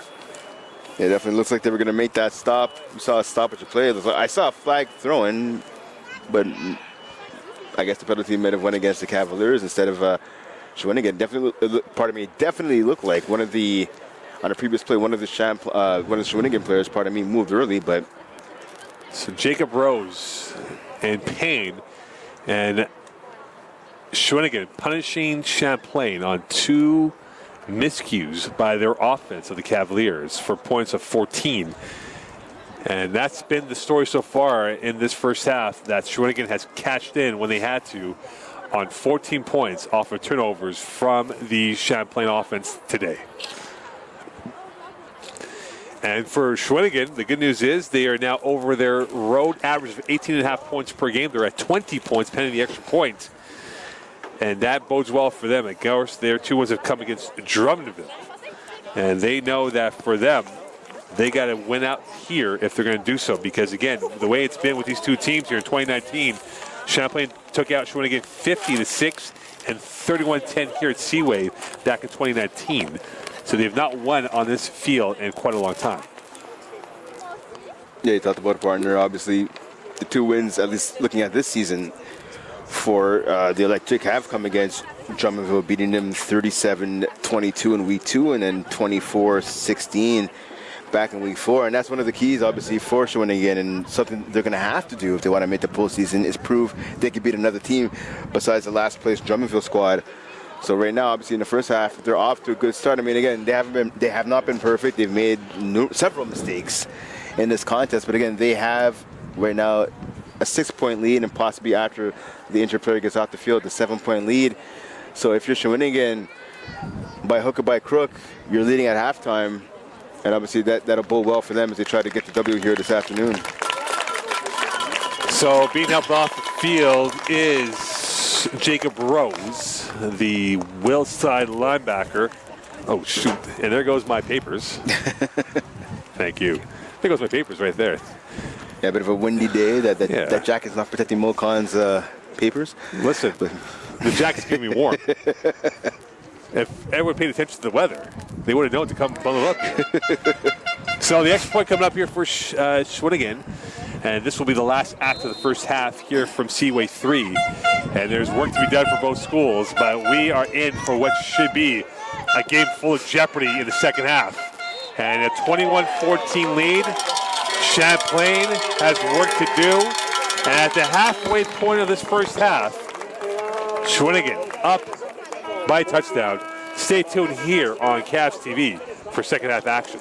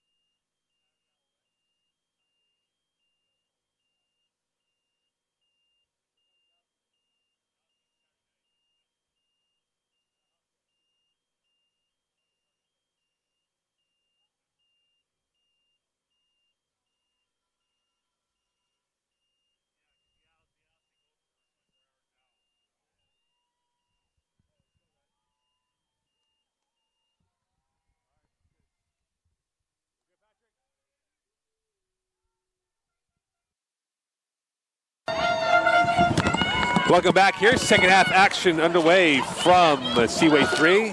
Shawinigan going left to right on the return. Coming up to the middle of the field, going to the far side, and tackled by a gang of tacklers. And this will be a fumble. Loose ball. Champlain recovers. What is the call, though? First down, Shawinigan instead. So a bit of a twitchy start here for Shawinigan on that return. Yeah, I mean, they would have kicked off the second half with a bang. Fortunately for the Cavs, I believe they were saying the runner was down, perhaps. Unfortunately, there's no instant replay here, so that is the downfall of the league of not having this replay, but that's all right. Not the end of the world. So it'll be first and 10 for Shawinigan from the 20. 14 points directly off of Champlain offensive turnovers from Phil Peltier. And now here they are, looking to perhaps further their lead and add some more distance with them and the Cavaliers. Handoff middle, and that is going to go for a couple yards. In on the tackle was Charles Cote, and down for the count was number 23 and Durot, and that will be a second and about 9, if not 10 left. So despite this being a new half, you cannot expect much of a change in the script or the recipe, if you will, by the Shawinigan Electric. Pound the ball, and pound the ball some more. Has been what's gotten them to this point of the season, so the Cavaliers have to be ready for it. Second and 8 from the 24. Crochet, first time in a pistol formation. Low snap, looking, rolling to the right, pressure, over, and that is a slide catch. Short of the first down, though, or is that going to be enough? We'll see as Magna gets that catch, his 8th, and that will be now a first down officially. Yeah, looks like Magna getting that first down by about a quarter of the length of a football. Looking like Carlos Carrera out there for the Houston Astros. 13:38 left here in this third quarter, opening drive. First and 10 from the 32. 3 to the right of Corshane. Again, in a pistol formation, which we did not see at all in the first half. Looking towards the left, short pass, that's caught. Swung out, Magna has a block. Nice pirouette, tackled by Cote, and he is brought down for probably 3, if not 4-yard gain. That'll be second down coming up. So naturally, as I say, the formula for Shawinigan is to run the ball some more. They come up with two straight passes. I believe part of this is actually the first time this entire game they've called back-to-back passes. Inside 13, and you wonder now if perhaps Shawinigan saw something in the first half that is giving them the indication that they can use the air raid to their advantage. So we'll see now how this will go on this next play. 2nd and 7 from the 35. Brent Block and Mocon here. 21-14 lead for Shawinigan over Champlain. Corshane, empty backfield. Looking towards the left, quick hitter, and that is incomplete. Intended for Julien Leroy. And a flag on the play. And they'll stop it momentarily as Leroy was expecting a hook, and that was a fireball pass. And we'll see who this penalty will go against. It's going to go against number 1, Charles Cote. They're going to say that he knocked down the receiver. It wasn't where the ball went, but it was number 11, Yanis Halali. And in fact, this is going to go against Shawinigan. So maybe those glasses that you were supposed to wear today, Fred Bakken. Remember now? The official was looking at the DB and the receiver Brad, at the play that was going on, and he threw the flag while looking at the DB and the receiver. The game's over at 4 o'clock. You go to the store, pick up some glasses by 5, you know? There's those 1 hour places to make glasses. So it'll be set 3rd and 22 now for Shawinigan. Split formation in the backfield for Crochet. Money ball here. Handoff draw. Pivot move. Halali looking.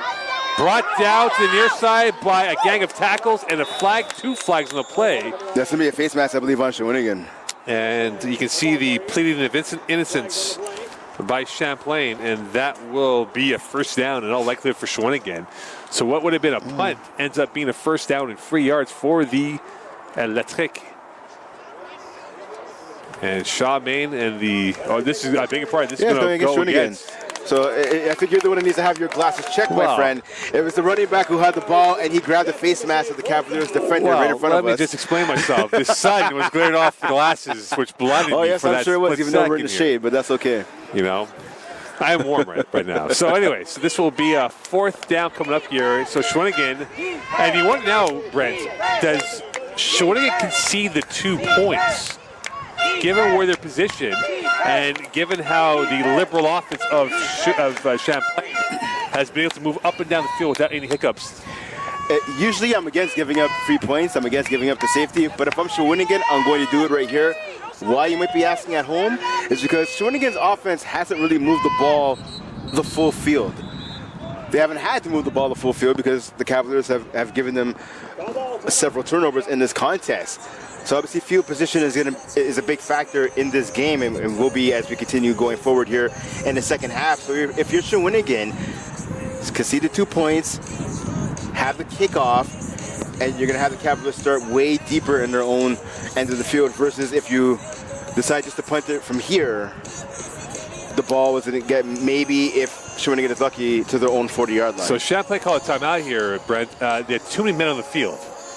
So Cote had to go off, so they had to burn a timeout, which could be of influence in the later part of the game if they're in a trail or in a close game with Shawinigan in the 4th quarter. Well, that's exactly it, partner. I mean, it's 4th and 37, 4th in a country mile right now.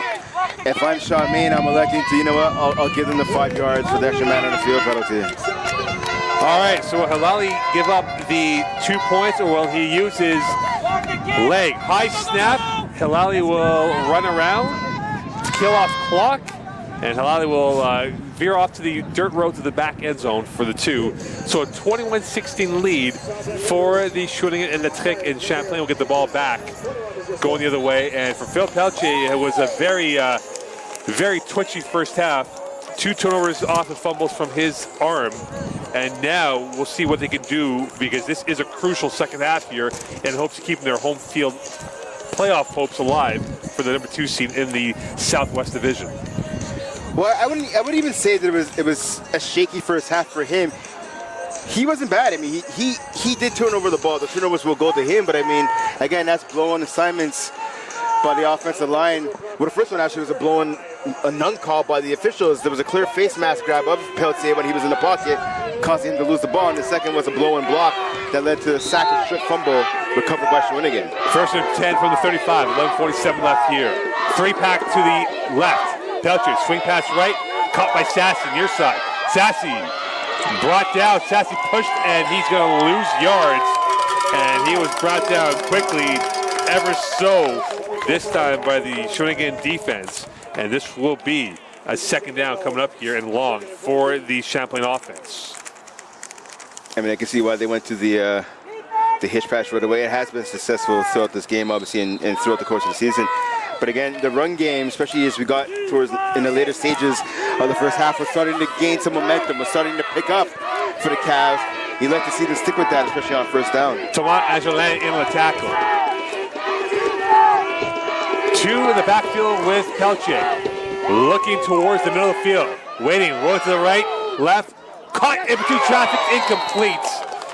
And Justin Parker had it in a triangle of white uniforms, and it'll be 3rd and 14 with 10:52 left. So a bit of a disjointed start here on the first 2 plays for the Champlain offense. Well, again, you can't put the blame on that for Peltier. He threw a liner, a frozen rope. He's able to get that pass in between a couple of defenders. That's on Parker. He needs to come up with that catch. I know he was falling down to the turf, but again, a beautifully thrown and placed ball by Peltier. Empty backfield for Pelche. Looking, launching far right. Caught, 1st down, Cloutier, and more. And he is brought down to 50. And for Zach Cloutier, his hands have been excellent form today for the Champlain offense. Now let me cut off that word a little short and just say that was a beautiful throw and a beautiful catch from Peltier to Cloutier, picking up that 1st down, and a big 1st down for the Cavaliers. The eye Benito fighting Cloutier, and a whistle on the play. And it feels like this game is going to, I know early in the second half, but this game could be coming down to the last roll of the dice. By the way, both teams have been going back and forth. Champlain touchdown will put them in the lead. Motion to the right, handoff middle, and going absolutely nowhere. And a big tackle this time by Shawinigan's Paul Pratt, small in size, but very tigerish in the run game defense for the Shawinigan Yeah, Paul Pratt looking like Fred Warner there at linebacker, able to shoot through the gap and make the tackle. If you're the offensive line, though, you got to do a better job of sealing that up. Inside 10 of this third quarter. 2nd and 9 from the 52. Parkinson in the backfield, along with DeMora, who's now the second receiver on the right of the formation. And now a bit of confusion now with the right side of the formation. Belche gets it back intact. Dropping, looking, that's a screen pass, caught, up ahead, and close up first down, maybe more than that, is Shamar Parkinson, and he should have enough for the first down, brought down into the plus territory for the Cavalier offense. And that's a beautiful play call right there by the Cavaliers offense. You see this aggressive Shawinigan defense, especially led by their D-line, who's been in the backfield throughout this contest. So how do you stop that? How do you stop the speed and the aggression of the opposing defense? You call a screen. They ran that to the perfect side of the field, to the right-hand side, where some of the pressure was coming from. Good job by Parkinson, making a couple guys miss it, picking up the first down. From the 48, play action, middle, incomplete. Sassy went up the ladder as he skied up in the air, but took his eyes off the ball, and this will be 2nd and 10, and he saw whites everywhere around him with black helmets on. Yeah, unfortunately, that was what led to the drop. As you talked about, that was just a lack of concentration there by Sassy. He was open. Peltier put the ball up high where only Sassy can get to it. Sassy did a good job of getting his hands on the ball, but again, looking to see who was around him to lay a big hit, caused him to drop it. 2nd and 10. Tucker, the second option to the left, handoff. Parkinson trying to bounce out to the right. He does. Parkinson up the field. Parkinson will go in ahead. Parkinson down the sideline. Away he goes. Parkinson's got 1 minute to beat. He's in. Touchdown. 48-yard run. The biggest of the year for Champlain. Putting them up 22-21. And that's Shamar Parkinson right there, showing the speed that he brings not only to the Cavaliers backfield, but to the Champlain offense. 48-yard TD run. As your mentioned, partner, their longest of the campaign, and absolutely their longest of the game.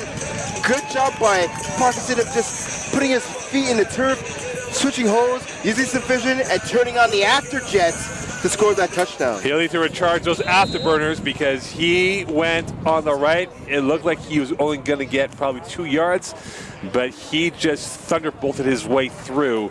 Quicksilver that he was, and the kick is up and good. So 23-21 lead, and I wonder, given the scoreline, Brent, had Shawinigan toyed with the idea of going for a 2-point convert to make it a 3-point lead, but he opted for the extra point. So a 2-point lead, 8:38 left here. Champlain has scored 9 points in this third quarter, and are up by 2. I mean, obviously, kicking, going for the 2-point conversion would give them a 3-point field goal lead. But again, I think if you're Coach Main, you just want to make sure you get the easier set of points if you want. That's obviously just kicking the extra point. So again, a 2-point lead for the Cavaliers. I just want to go back to that run again by Parkinson, showing great agility, speed, vision, change of direction. That was beautiful. So he turned on, I call them the after jets. You're saying obviously the afterburners, the jets, the jet pack, whatever you want to call it. He turned it on as he hit high gear. Parkinson combining the science and arts on that run as he went right through the Shawinigan defense. And now it is a 23-21 lead, 8:38 left. Kick is up in the air and now returnable center field. And bringing it back up is Brousseau. He's got a hole. Brousseau brought down. And at the 40, if there's one saving grace for Shawinigan in this game, they always find great real estate to work with. Yeah, definitely. I mean, some of that's due to turnovers, and obviously we saw right there for a pretty good return off of a bit of a short kick on the kickoff. So right now we're taking the ball over at their own 40-yard line on the electric. So let's see if they can capitalize on it. And again, if you're Champlain right here, you've played pretty well, pretty good on defense in the opening minutes of the second half. Let's see if they can keep it up. First and 10 from the 40. 8:25 left here in this third quarter. And for Corshane, he was in pistol formation the first drive of their second half series. I formation, 2x2 receiver look as well. 6 in the box, making 7 for Champlain. Fumble! And Champlain's got it back. Riche recovers, and that was a miscue with Corshane and his running back in Antonio. And that is now a turnover for Champlain. And we talked about earlier in the first half, partner, the Cavaliers are making those mistakes with the fumbles and the turnovers and that. Let's say right now, the second half, that misfortune has shifted over to the Shawinigan side. So a good opportunity here for the Cavaliers to extend their lead, getting glorious field position, getting the ball at Shawinigan's 35-yard line. A great break here for the Cavs. This little FYI, Champlain this year 1-1 when games decided by 2 points or less this year. It's a 2-point lead right now, so another nail biter coming up. And this second half, pulsating action. Here's Pelche, looking, stepping up, going deep, near side. Sassy, got it, touchdown! Vision, execution, touchdown. Champlain up, 29-21, 7:43 left. Great job right there by Sassy. He had that defender right in his back pocket, able to create some separation using his body, turn around, made the catch, hung on to the ball, to the contact, coming up with a huge touchdown for the Cavs. And now Champlain on a 15-0 run to start off this third quarter. And Shawinigan is on the ropes. Can they find themselves early movement there? Can they find themselves and get themselves out of the corner, taking the blistering ferocity of punches from the Champlain offense and defense in this third quarter? Yeah, well, regardless of what happens here on this extra point at 10, right now the pendulum of momentum has swung in Champlain's favor. And flag on the play. And they hold off here, and this will be oh my, it's going to go against Champlain. So again, these special teams has been the bane of the Champlain existence for today, and they'll have to redo that. And it appears to be one too many men on the field.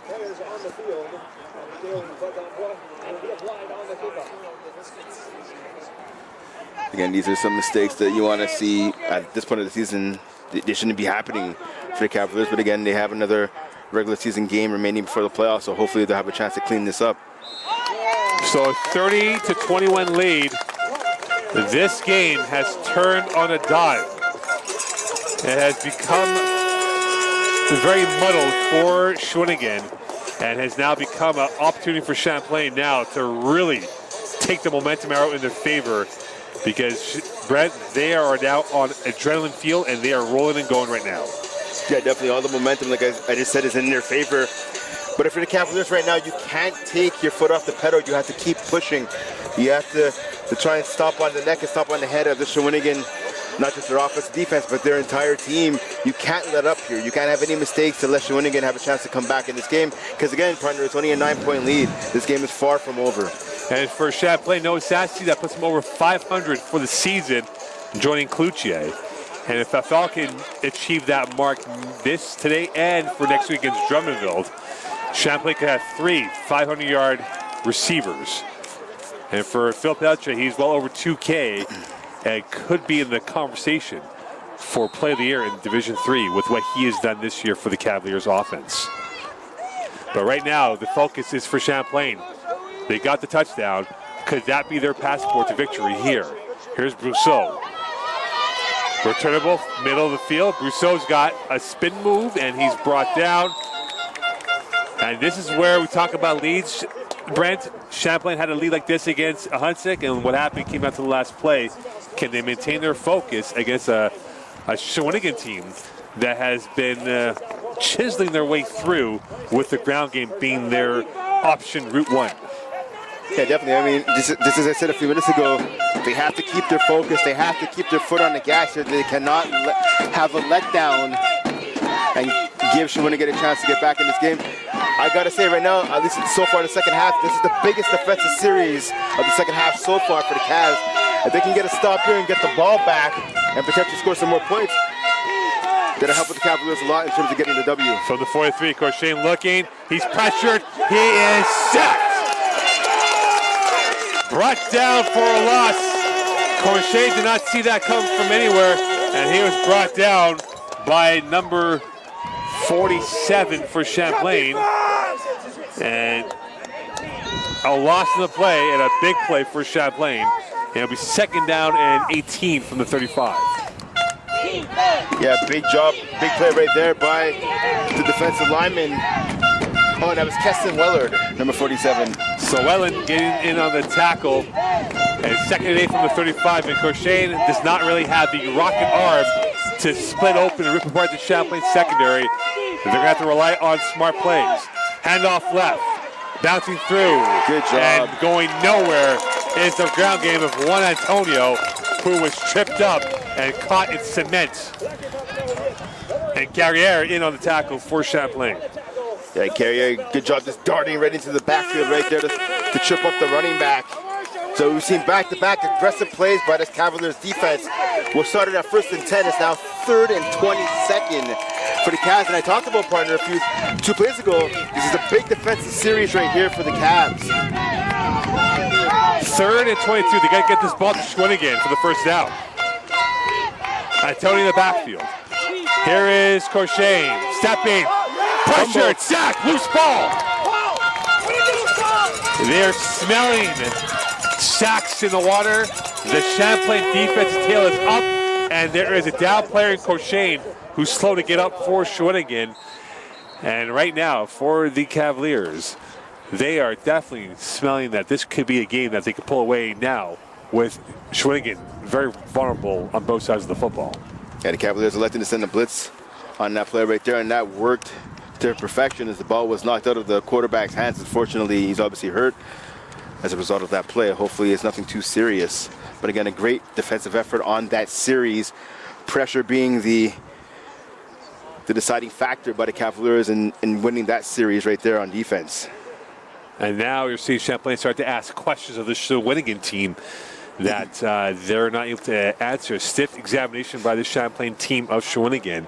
And a 30-21 lead here with 5:28 left here in this third quarter. Brent Block and Mo Khan. A win will pitch Champlain at 4-3 with a game at Drummondville next week. If they were to win today and next week, and a Huntsic were to lose next weekend, Champlain will be your 2 seed. And we're back here early November for a playoff game against the crossover of the number 3 seed of the Northeast Division going here. So it is going to be fascinating football these next week here. So a week to consider and reconfigure for a lot of these football teams. But for Champlain, their focus is to get this W. Yeah, definitely. I mean, right now they can't worry about next week. They have to worry about what's going on right here at Seaway. But again, 5:28 remaining in the third quarter, a 9-point lead. And again, all the momentum on their side. I mean, listen, the starting quarterback is on the field right now, and he's definitely hurt. He hasn't even made it back to, at least even to his knees, let alone his feet. So if you're the Cavaliers right now, things are heading in the right direction. But again, you have to keep the focus going. You have to keep the momentum going. You cannot let off again and let Shawinigan, get back into this contest.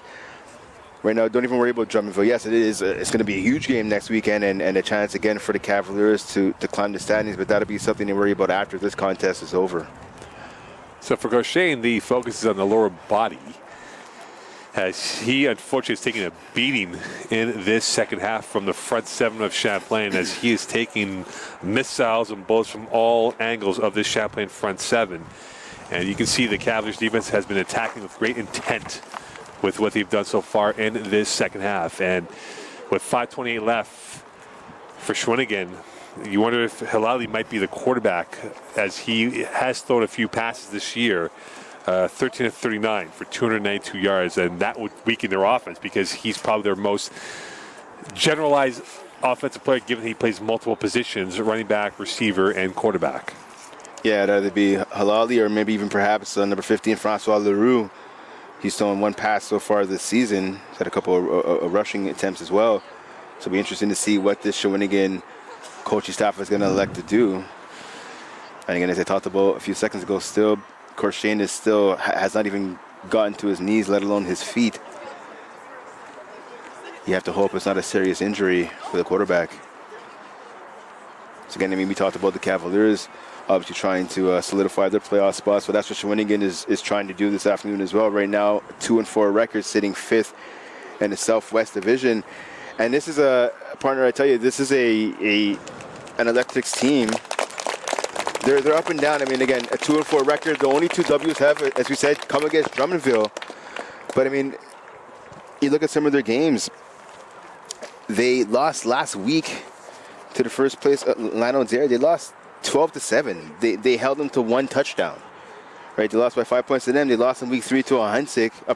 Week 1 to Ahunsik, 30-27. That's only 3 points. So they have shown a lot of things. I mean, if you go back to last season with Shawinigan, they finished 0-8. They were last.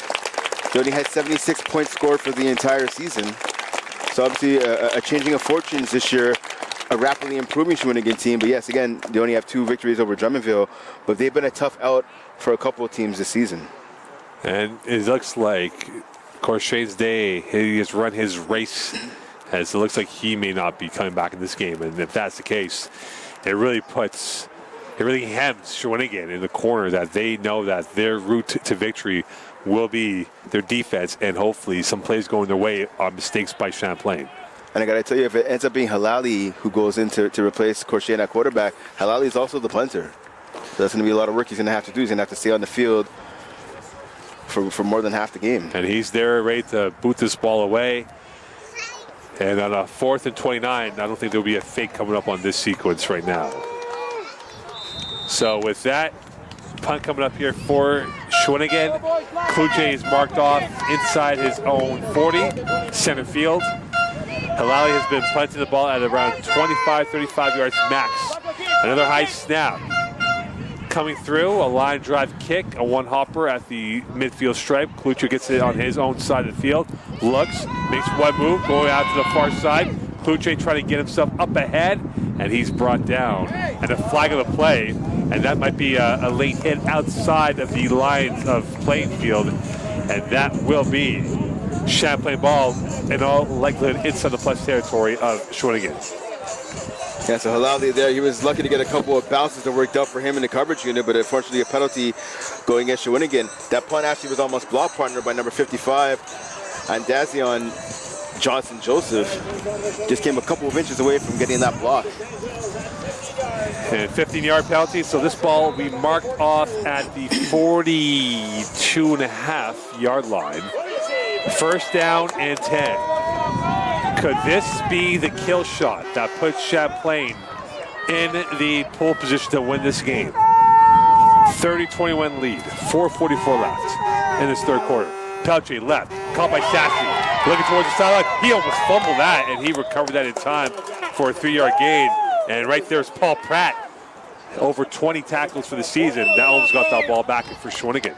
Yeah, that's a good job there by Sassy. I think he felt the presence of Pratt, and obviously he felt them once he put his arms around them. Good job by Sassy, just putting 2 hands on the ball and cradling it, so he made sure that ball did not hit the turf. 2nd and 6, 4:14 left from the 38. Pitch right, Parkinson. He's got a hole. Parkinson's rocked. Oh my, brought down this time by Charlie Dupont. And he was clattered to the ground. A flare tackle from a flare player like Dupont. Yeah, that was a huge hit there. I think number 95 was in there as well. Raphael Bordelot. I mean, I'll tell you what, partner. My last game of playing tackle football was with the Concordia Stingers, and that was all the way back in 2005, I want to say. And I felt that hit here in the broadcast area. It'll be 36 for the 38th. No gain on that play for Parkinson. Sassy motioning now. Second option to the right. Pelche drops back 3 steps, looking towards the right. Cut by Sassy. Up ahead for the first down. Sassy through the center field. Tackled on the ground. This time brought down by Bordelot. And it'll be a 1st and 10 with 3:19 left in this third quarter. Yeah, good job by Sassy. Not only making the catch, but getting the yak yards. Picking up more than enough for the first down. Keeping the chains moving, keeping the time going. This is exactly what the Cavaliers want to do. You want to get some points on the board and milk the clock in the process. 3:10 in this third quarter. Parkinson to the left of Pelche. Handoff. Parkinson tries to shimmy his way through, and to no avail. He might have gotten 1 yard on that play. 2-yard gain officially. 2:54 left in this third quarter. So now if you're Shawinigan, obviously, you don't want to give up too much here. I mean, right now, things are, the hole has been dug a little deeper. The hill is that much taller to climb and to get out of if you're a member of the Electrics. But again, it's still only a 9-point lead by the Cavs. Bamper don't break should be Shawinigan's model right now. Alche stepping up, going deep middle, incomplete, and that might have been deflected, intended for Sassy, and that might have been deflected by Shawinigan at the point of the height of that pass, and that will be now a 3rd and 8 coming up here from the 25. And so right now, obviously, Champlain, your first priority is getting a first down and extending this drive. If you can, obviously, you want to get a touchdown. But even if you can't get any positive yardage here, you're still well within Graham Mather's field goal range. So you could at least still put some points on the board if you're the Champlain Cavaliers. Palche looking left, sidelines. That is almost picked off, intended for Cloutier. Well defended by Shawinigan. This time defended by number 32 for the Electric. And none other than Theo Hassentefel. So he gets to play on that. So a 4th and 8, and what does Champlain do here? And from all indications here, Brent, they are going to bring out the field goal unit, and this has been a wild ride here. This could be the Champlain roller coaster ride by the looks of it here. Well, first, what Champlain needs to do on this play is they have to get the snap correctly. It can't be too high. It can't be in the dirt.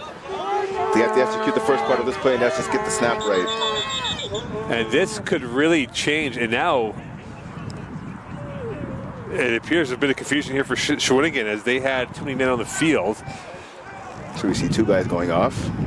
And that would have made it 4th and 3, not enough for a first down. But for Mathieu, this is a big kick. Because if he hits this, Brent, it becomes a 12-point lead with 2 to go in this 3rd quarter. If he misses, and maybe this is returned for a touchdown, ends up being a closer lead than before. Yeah, definitely. Obviously, if you're Mather, you want to convert this field goal attempt. But I just want to go back to that timeout. So now, with too many men on the field, Shawinigan had to call a timeout, and those are timeouts they can't just toss away like that. Obviously, being down by 9 points and still a full quarter left in this contest and 2 minutes remaining in the 3rd. I wonder what's going through Mathieu's mind right now as he is looking to just hit a kick and go through the uprights. And Sassy will be the holder. And a big opportunity now for Champlain to add a little bit more gloss to this lead, up by 9 in the 3rd quarter. Dead center, ball down, kick is up and wide left. Brousseau will bring it back out of the end zone. He will get out. Brousseau is going to be tackled at the 10. So the bad news for Champlain, they come up empty. And now what will Shawinigan do at the quarterback position moving forward? And it appears Halali will be the quarterback. Yep. Yeah, it is going to be Halali getting some last-minute instructions from his coaches on the sideline. So let's see what he can do. Again, a dual-threat quarterback. 21 carries so far this season for 122 yards. She talked about earlier, partner, 13 of 39, 292 yards, 1 TD, 1 INT. 1:49 left here in this 3rd quarter. Ball on the 20, 1st and 10 for Shawinigan. And the backfield is Ducotte, who's now lined up with Juan Antonio, whose number 4 got ripped off on his uniform on the front. 3 down lineman for Champlain. Halali under center. Fumble, butt snap, loose ball. Who's got it? Champlain says they have it, but it appears Shawinigan has recovered. No, Cavaliers have it. Cavaliers have it. Riche up with it. And it's gone from bad to disaster. Yeah, you know, that's actually a better call, my friend. You have the backup quarterback coming in. He has some experience. It's not like you're putting in a rookie who's barely played. And you fumble on the first snap. I mean, that's something that should have been practiced on the sideline when the defense was on the field. The quarterback-center exchange, they should have been hopefully they were doing it, but if not, they should have been doing some practice snaps on the sideline, at least getting that down right. But unfortunately for Shawinigan, another 1 foot forward by getting the punt, but then 2 feet backwards. Handoff, Parkinson, and he is going to be swallowed up, brought down this time by the front 4 of Shawinigan, and Bordelot into the tackle. And it'll be 2nd and 10 with 1:13 left here in this 3rd quarter. That part of me not forcing the punt, but having a missed field goal. That's right now a bit of an argument between the Shawinigan and the Champlain fans. Some of the Champlain fans not happy with one of the defenders. I believe that was number 92, Matthew Dave. Bit of a late shot to the Parkinson while he was on the ground. Pelche looking towards the right, waiting, watching, rifle. Great catch, Kluche pirouettes his way through, and at the one. That ball had zip, and he had the zest on that play. It'll be first and goal with 44 seconds left in the third quarter. And that's why Zach Kluche right now, as I talked about earlier, one of, if not the best receivers in Division III football. He's battling right now with a Hunt-6 Rock Kenny Joseph for the top receiver award. Beautiful catch right there. That ball, one of the rare misfires by Peltier, was behind Kluche. Kluche reached behind his body, came over with the catch, did a couple of pirouettes, he talked about a couple of spins, picked up some yak yards, in addition to that beautiful catch, and brought the ball down to the 1 yard line. And now, at the borderline of the 1, Champlain could bust these doors open here, the border walls, and really have a deluge going in their favor, because if they do score here, Brent, they would be on a 21-0 run in this third quarter. Yeah, and again, that's exactly how, if you're the Cavaliers, with the exception of that missed field goal attempt, you played a really near perfect second half right now. I mean, they've caused some turnovers. The run game has come alive. The pass game obviously has picked up where it left off, being successful like it was at various points in the first half. You have a chance now to go from what is currently a 9-point lead to a 15-point lead if they're able to get the touchdown. You can't ask for much more if you're a Champlain player, fan, or coach. And now Champlain at the 1. At the borderline of scoring 6. You have to wonder here, partner, going to run a play action fake. LaRose in the backfield. Parkinson under center. Tannehill, the extra fullback. Pelche is going to pass it. Going. Kluche deflected. And I'll tell you what, great instinct by Thomas Angelin, because had he gotten that at a proper angle, that's going the other way for 6. Angelin playing that coverage perfectly right there, doing a good job staying with Cloutier. And again, I talked about play action fake. Everyone thought they were going to run the ball. We had a defensive lineman in there as the fullback. Everyone, including their mother, might have thought it was a run play for sure. Can they score now? Handoff up the middle, and touchdown! Over the borderline, flagging the play. Riche in on the touchdown. And we'll see what the call is officially before they give the touchdown. But you wonder now if that is the passport to victory on that Riche touchdown. Yeah, let's see what this call is right here. Touchdown Champlain. Riche's high-fiving his teammates. And this is what we're doing now. We're giving handoffs to defensive linemen. I got to say, if I had a time machine, I think it would have been best going back in time and maybe not playing junior ball, and I should have played here at Champlain. I could have had a couple touchdowns myself. I'm sorry, you cut out on the headset. I didn't hear what you said. I didn't hear what you said over there, Brent. We'll ask our technician if there was any issues with the headsets over here.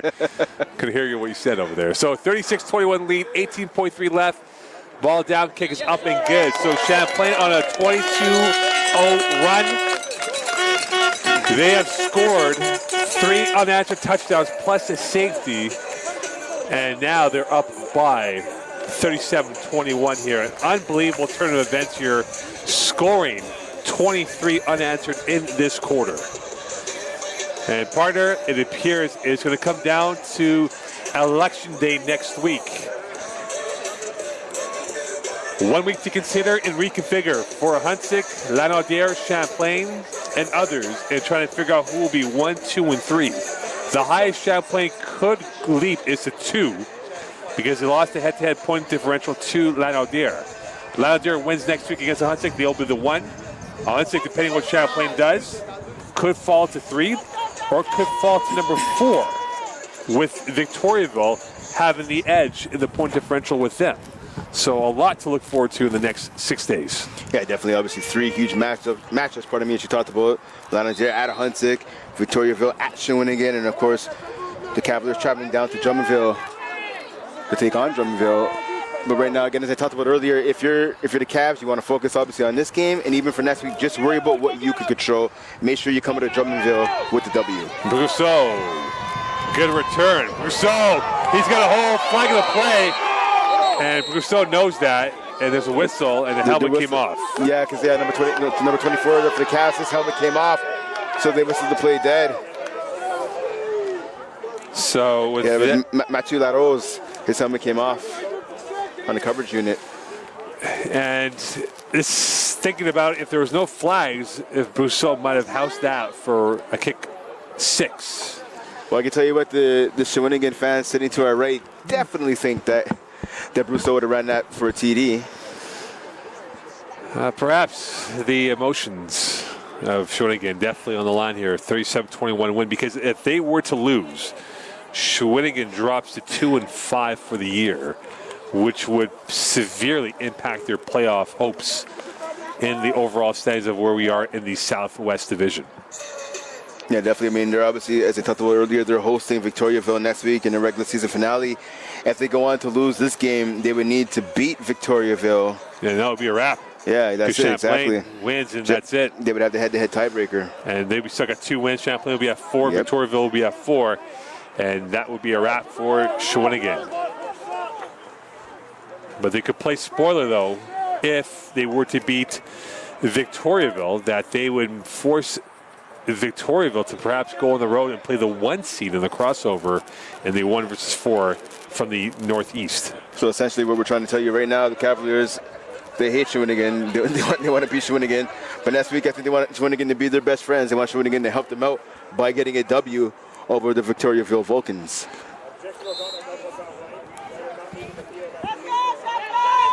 So an OC called on Champlain. It'll be first and 10 from the 35. This will be the last play before we go to the final chapter of this fourth quarter. And now in the game is the third-string quarterback for Shawinigan. Dropping back, looking deep. That is a pop fly, and that's going to be picked off. Picked off, back up ahead. Charles LaFontaine, his first pick, flagging the play, and it has gone to complete disaster. A blow to the jaw of Shawinigan as they have been tormented by this third quarter with Champlain. Now, I mean, you have an injury to your starting quarterback. You put in the number 2 QB. He fumbles on his first snap. That as unfortunate as that is, that does happen from time to time. We see it in junior football. We see it in the collegiate game, university game, and even in the pros, the CFL and the NFL. We see fumbled exchanges between the center and the quarterback. But then to go to your third-string quarterback, Francois Leroux, who is 1 of 7 with 1 INT this season, and have him run a passing play on his first play of the game and have that passing play result in an INT, that's just not good coaching if you're Shawinigan. Well, for Shawinigan, they got to mastermind some sort of comeback here. They will have to pull the ultimate great escape down by a score of 37-21.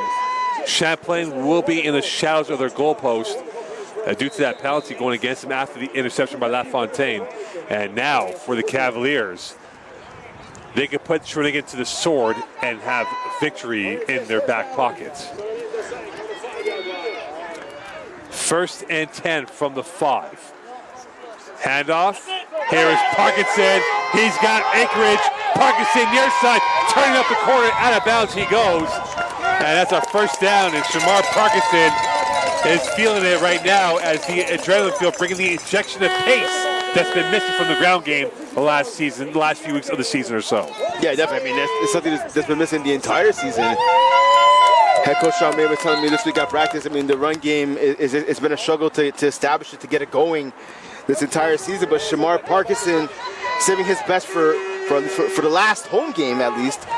2 big runs and the second one right there. Short catch. Kuche, far side on the hitch. Going towards the Champlain bench, and he's forced out of bounds in time in front of Sean Main's guys. And that will be a second down coming up here. And now you're starting to see the Shawinigan team be stretched out. We talk about the time of possession being the monopoly favor of Champlain. You wonder now if they're starting to tire out here in this fourth quarter. Yeah, definitely that seems to be the case. And if you're the Cavs, this is the perfect time to keep on with the run game, to keep establishing it. You have some tired legs, keep pounding the rock. Second and 3 from the 30, inside 14. Parkinson in the backfield, to the right of Peltier.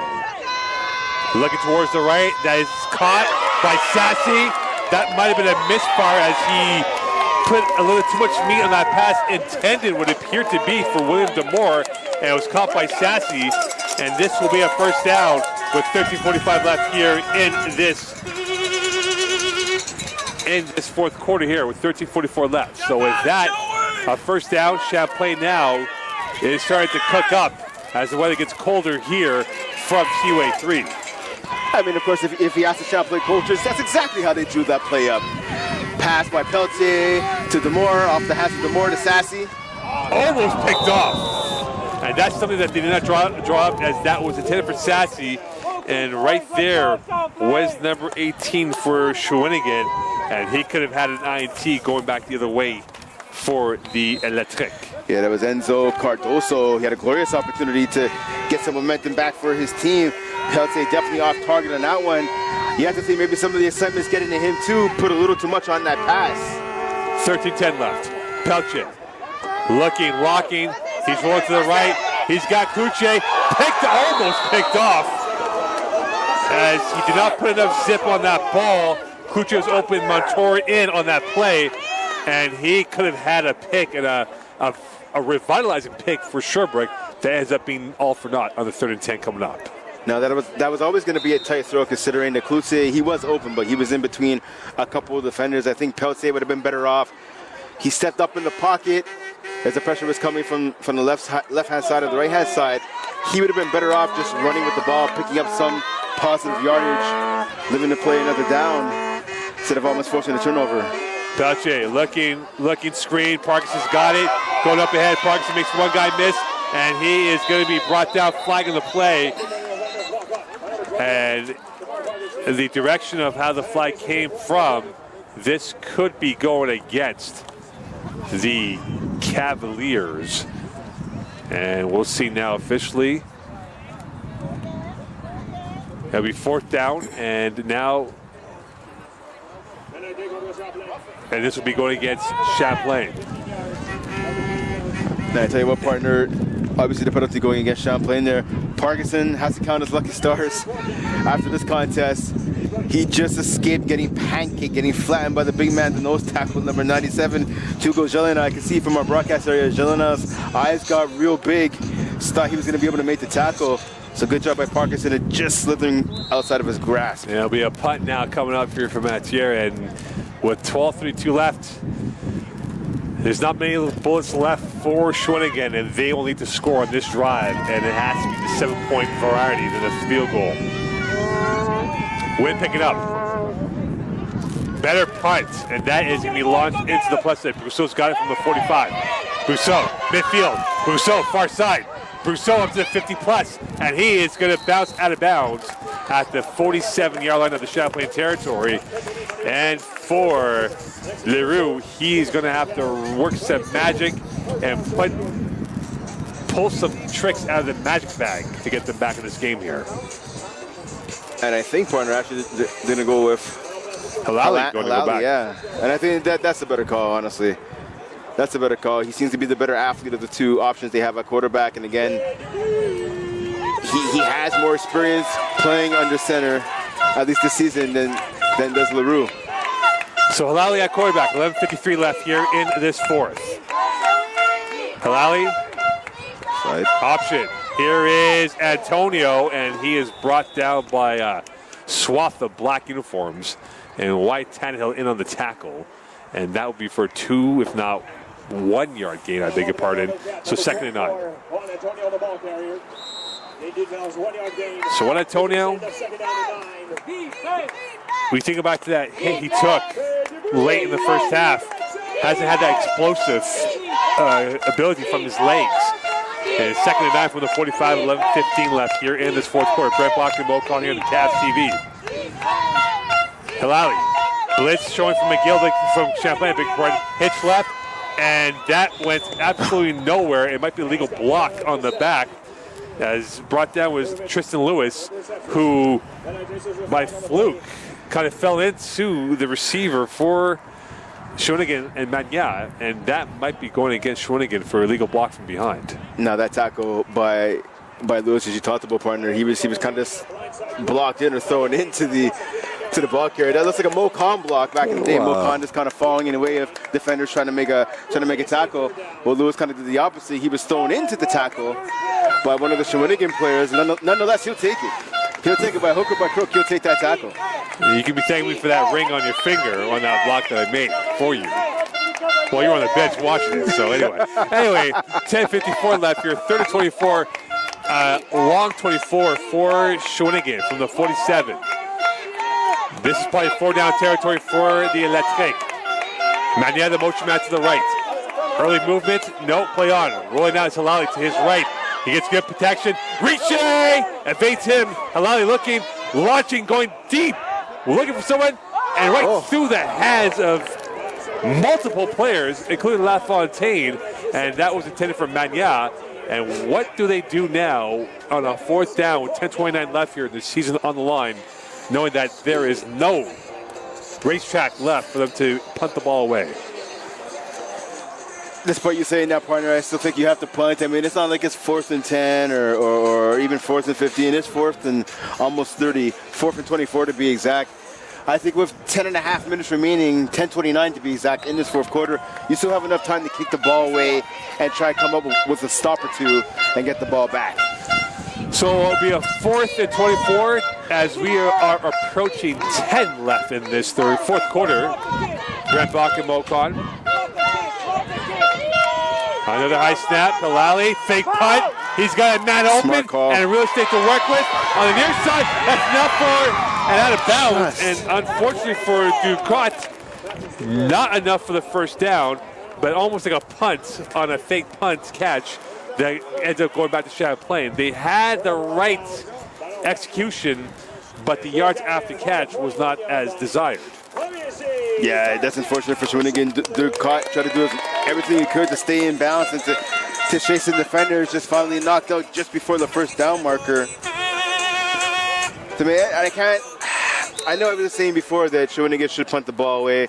Essentially, this does amount to a punt, albeit a short one, by Shawinigan. But I do like the play calling. I do like the risk take right there by Shawinigan. Takes a lot of guts to make that call. Belcher's still at quarterback. A broken play. Belcher will take a knee as it was the wrong positioning for LaRose as he went left, but that handoff was supposed to be to the right of Belcher. LaRose is being taken off immediately by the Champlain staff. And with 9:28 left here, 2nd and 14, so a 4-yard loss for the Champlain offense. And LaRose, as he made his way to the sideline, he got a pat on the head by Sean Main, so because of the body language shown by Coach Min, I think that actually might have been a mistake on the quarterback and not the running back on that play. Parks in the backfield. Heavy right to the offense. Going to the left, that's caught by Cloutier. Up ahead, Cloutier makes one guy miss, makes the second guy get to him, and that will be enough for a 4-yard gain. And with that, it'll be at the 45-yard line. So a 5-yard gain, and it'll be 3rd and 7 now, big part. So a 7-yard gain officially. It's 3rd and 6 now to give him an extra yard. Oh, look at that, 9 yards on the play. So 3rd and 6 from the 45, 8:37 left here in this 4th quarter. So this opens up a lot of different options now for the Champlain offense. Again, obviously the main priority is getting the 1st down, but you want to keep the clock rolling as well. The power side to the right for Pelche. Looking towards the right. Deep. He's got Sassy. Open. Cut. Spin move. Tackle. And that will be enough for a 1st down at the 42.5-yard line. Noah Sassy. A great catch. And now Champlain on the plus side of the football field. And that's just back coverage there by Shawinigan. There was 2 receivers wide open on the near side of the field. There was obviously Sassy who made the catch on another pass. It looked like a punt. That ball hung in the air forever. I was worried that one of the Shawinigan players may have a chance to knock that down. The running back as well, Shamar Parker, he was wide open. He came on the right hand, he was in the flats, and he took that route upfield. He was wide open as well. South of 8 minutes in this game. 3 options to the left. Parker's in, now Pelche going deep. Zipping that ball, and that is caught. 1st down or more Noah Sassy. The telepathy with Sassy and Pelche has been second to none today. We're going to talk earlier in the game about the three-headed monster at receiver. Obviously with Sassy, with Cloutier, and Fafard. Fafard's been quiet this afternoon, but Cloutier, and obviously here on this drive especially, Sassy, they have definitely picked up the slack. A huge catch and first down pickup by number 15, Noah Sassy. Shawinigan running on fumes. Handoff, Parkinson up the middle. Parkinson dances his way up for about 3, if not 4 yards. And if there's a positive to this Champlain running game, they're now getting 3 to 4 yards, which wasn't there in the first half. Shawinigan was like a wall, unable to penetrate as easily as it is now. Well, again, partner, that's what I talked about, right? Coming into this contest, the Cavaliers averaged 57 rushing yards in total per game. They eclipsed that mark well at the beginning of this contest. And we see right now it's finally starting to open up. The pass to set up the run. Parkinson, and he is hog-tied for a minimal gain. And he was brought down by the second level of the Shawinigan defense. And it'll be 3rd down and 8, so 2-yard loss, in fact, for that run game. I mean, the loss isn't great for Champlain, but again, it keeps the clock moving. 6:44 and counting remaining in this contest, and if you're Champlain, that's what you want right here. Bleed the clock as much as you can. The clock is your friend right now if you're the Cavaliers. So the power side is to the left of Pelche. Cloutier occupying the width. Sassy now the second receiver on the left. Pelche looking towards the left. Going middle, traffic, and that was a queue of bodies, and well defended by Shawinigan, and this will bring up a 4th down. Adrian Young in on the play, and he's down for the count with 6:23 left here in this 4th quarter. Yeah, good job by Young of staying with arguably the hottest receiver on this drive, and Noah Sassy, so the linebacker getting up, stretching tall to make a play on the ball, but unfortunately he came down kind of hard. Hopefully the injury is not too severe. So the ball now marked off at the 20, and now for Champlain, a field goal could be in the cards, and that would make it a 19-point lead, a 3-score game essentially now. 3 scores, if my math is correct. that Uyghur high school math paid full dividends for you. And Pelche, it appears, will stay on the platform on the deck here, and he will, as Young being helped off now in the end zone. So Pelche will go at it one more time. So they're not going to go for the field goal here, which is I guess with a 16-point lead, you have that comfort in your defense, knowing that if they get stopped, that you can get them an opportunity to perhaps pull this game away. So again, the power play is towards the right of the formation. Sassy is a receiver second. Cloutier on the width. Parkinson in the backfield. 4th and 8. Sassy incomplete on the dig route in. He skied up there with his launchers and could not come down with the football. So it's a turnover on downs, the ball at the 20 of the Shawinigan side of the territory. So Champlain knows very well whether it is Halali or Leroux, the rocket launcher arm is not of the option one for the Shawinigan offense. No, so that's an unfortunate end to what looked like a really promising drive by the Cavs. But again, the main thing was they were able to kill some time off the clock. The ball is at the Shawinigan 40, so the Electric take over the ball deep in their own territory. 6 left in this 4th quarter. Champlain on their way towards what will be their 4th victory of the season, and a chance to go 5-3 next week in Drummondville. Halali, he's got 2 in the backfield. Juan Antonio to his right. Halali now waiting for the snap. He gets it. He's going to launch. Looking towards the right, going deep. That's a gorgeous ball to the corner, incomplete. And that ball came out of his arm looking like it was Drew Brees throwing that football, and unfortunately had a little bit too much meat on that pass going out of bounds, and not enough real estate for them to catch that football. And that's unfortunate for Shawinigan, now putting them in 2nd and long.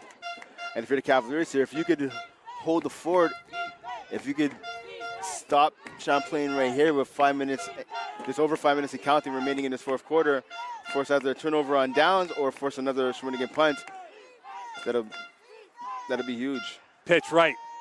Antonio. He's got blazing speed, spins out of it, and diving like towards, I guess, close enough, but not enough yet of a first down. So with 4:55 left here, it'll be 3rd and 3, in fact. So he did get 6 on the play, 7 on the play, but not enough for a first down. And this is definitely 4-down territory. 4:45 left here for the Electric here from Seaway 3. Gorgeous fall Sunday afternoon. Hilali surveys, and now empty backfield. Looking towards the left, he's going to roll to his left, and he will take off for the first down. He's got space. Hilali's going to run center field, going into the plus side, diving to the 50, and he will torpedo his way up ahead well enough for a first down, and he got himself 32 yards on the run. Yeah, beautiful run right there by the backup quarterback, doing what he does best, running with the ball in the open field, picking up more than enough for the first down.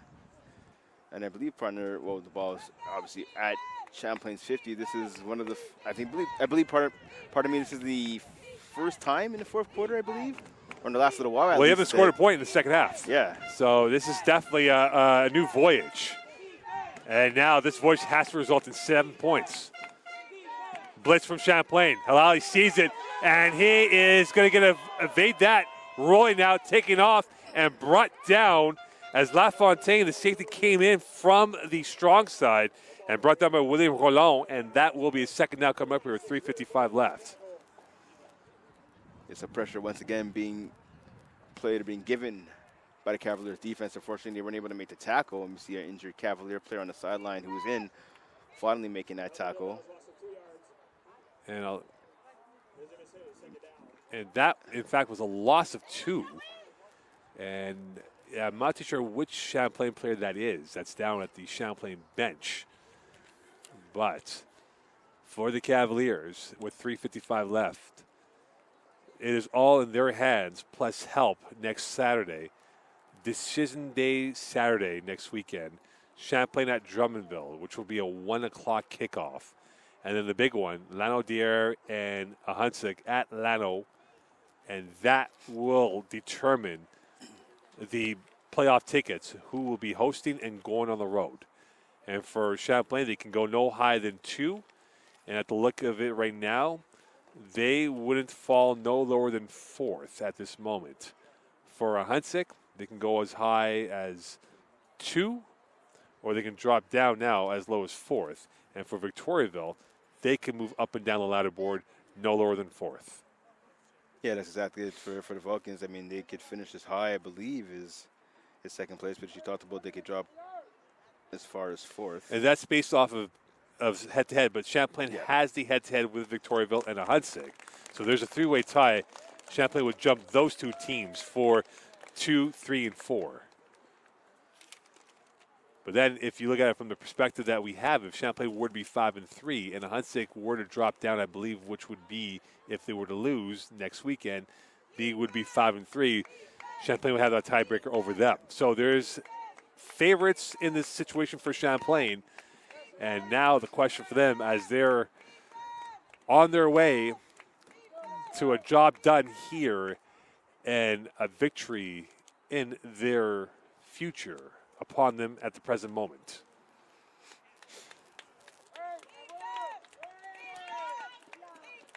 So Hilali at the quarterback position, 2nd and 12. He lost 2 on that play.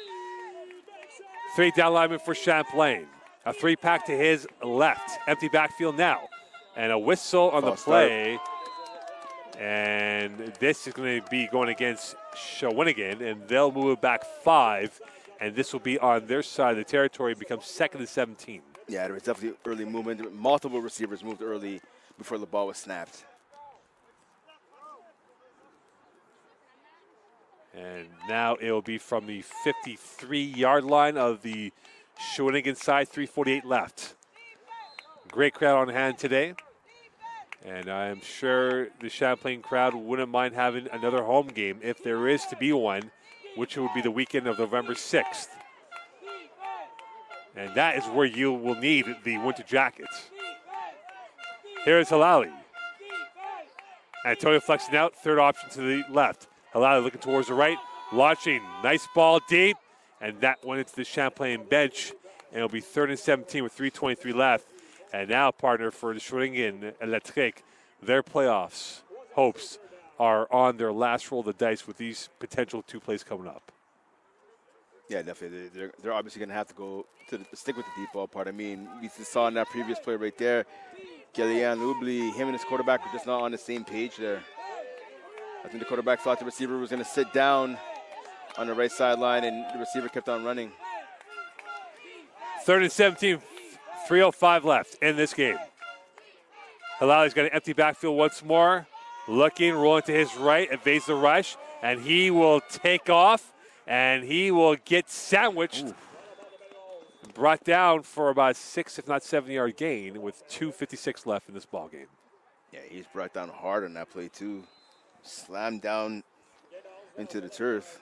That was big number 99, Wyatt Tannehill, who was there. He landed on top of the quarterback. Quarterback's right shoulder hit the ground first. 3-minute warning called. Officially, sorry, Brent. 3-minute warning called. 2:56 left. Next broadcast for Champlain Sports will be Tuesday. It will be the men's soccer game at 7:30 p.m. here at Seaway 3. The Williams will be up in St. Foy, Quebec. And the indoor sports will begin their season on the weekend, or November 5th, with the basketball teams, Champlain men's and women's, taking on Edouard Montpetit at the gym. And that's a lot more comfortable and enjoyable because it's warmer weather indoors than it is outdoors. Yeah, definitely true. We're trying to hang on to the to these fall days while we can. Obviously, October is almost wrapped up. It'll be wrapped up, I believe. Yeah, next weekend. Yeah, next Monday it'll be finished. October. It'll be November 1st. Hopefully, the sun can stay out just a little bit longer, so we get to all of the indoor sports.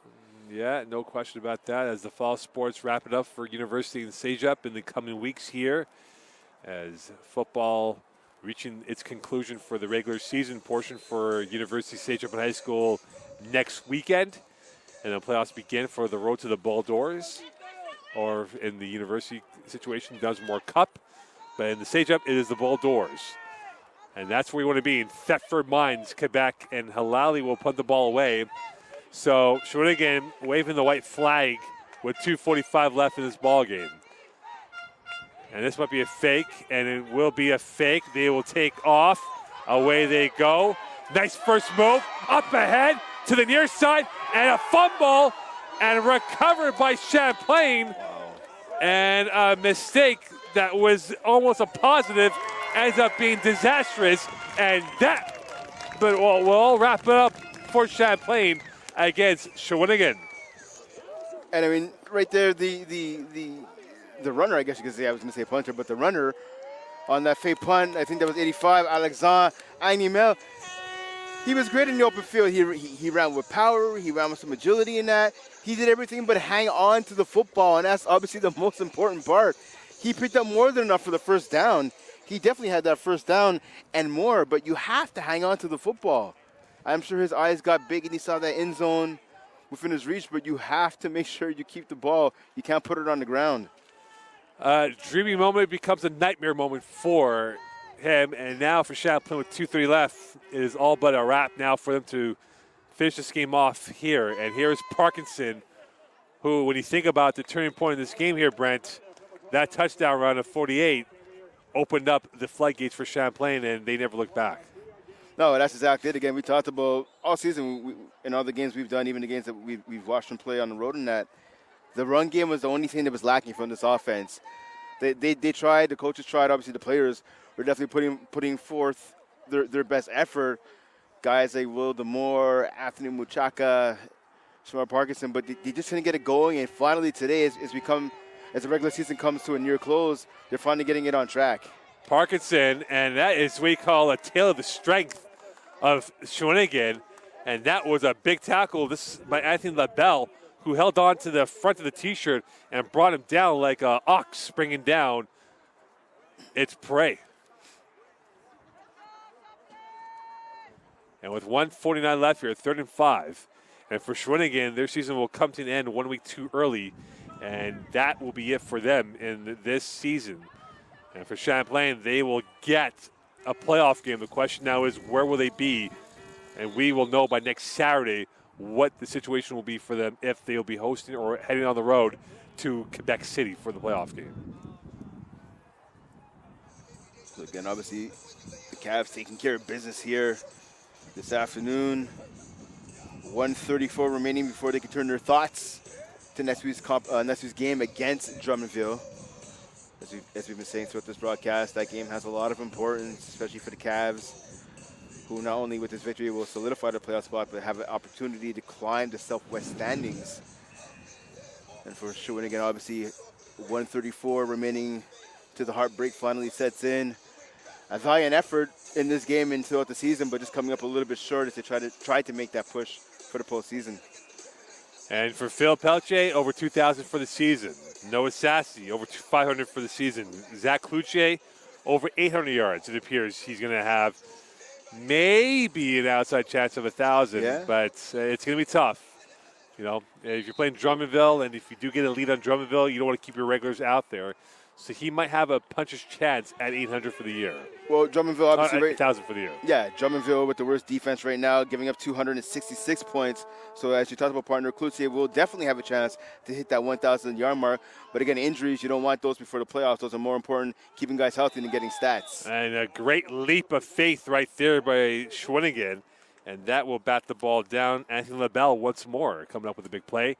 4th and 5. 1:31 left here. And Shawinigan will get one more chance. But again, their race has been run. And for Champlain, they'll be home and hosed with a victory in their sights. And now getting ready for Drummondville next weekend. Yeah, LaBelle had a chance there. They were at least seeing interception by a defensive lineman. Almost pulled that one off there. The defensive end, number 34 for the Electric.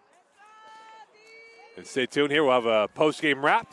And then on this fall day, and for 1:10 left in this ball game, Mathieu will punt that ball away. Return of ball, Brousseau from the 50-plus. That goes right by him. That could be live. And one Champlain guy down there, and Brousseau will fall on it like a bomb and not take the embarrassment of losing that possession. And it will be Shawinigan ball with 58 seconds left from their own 40. And Halali will be at quarterback. So Corshane out midway through the third, and it felt like, we'll talk about it more in the post game, but I felt like the sales were done for Shawinigan. Yeah, definitely pretty much that play is just delaying the inevitable with 58 seconds remaining in this contest. And that will be moved up now to the 45. And Halali is still at quarterback. The Electric will drop to 2-5 for the year. Halali, draw play, middle of the field coming through, and that is going to be a spin move and a tackle for a few yards. And this will go for a second down with 49.9 left here in this fourth quarter. So Champlain, injured player for Champlain, that appears to be Louis Carrière, who's down right now, the Sam linebacker. And that's what you hate to see, is those late game injuries. We've witnessed it a few times this year in the university level and now here in the stage-up level. And you want everyone to be all healthy. And look who's brought out the scarf, huh?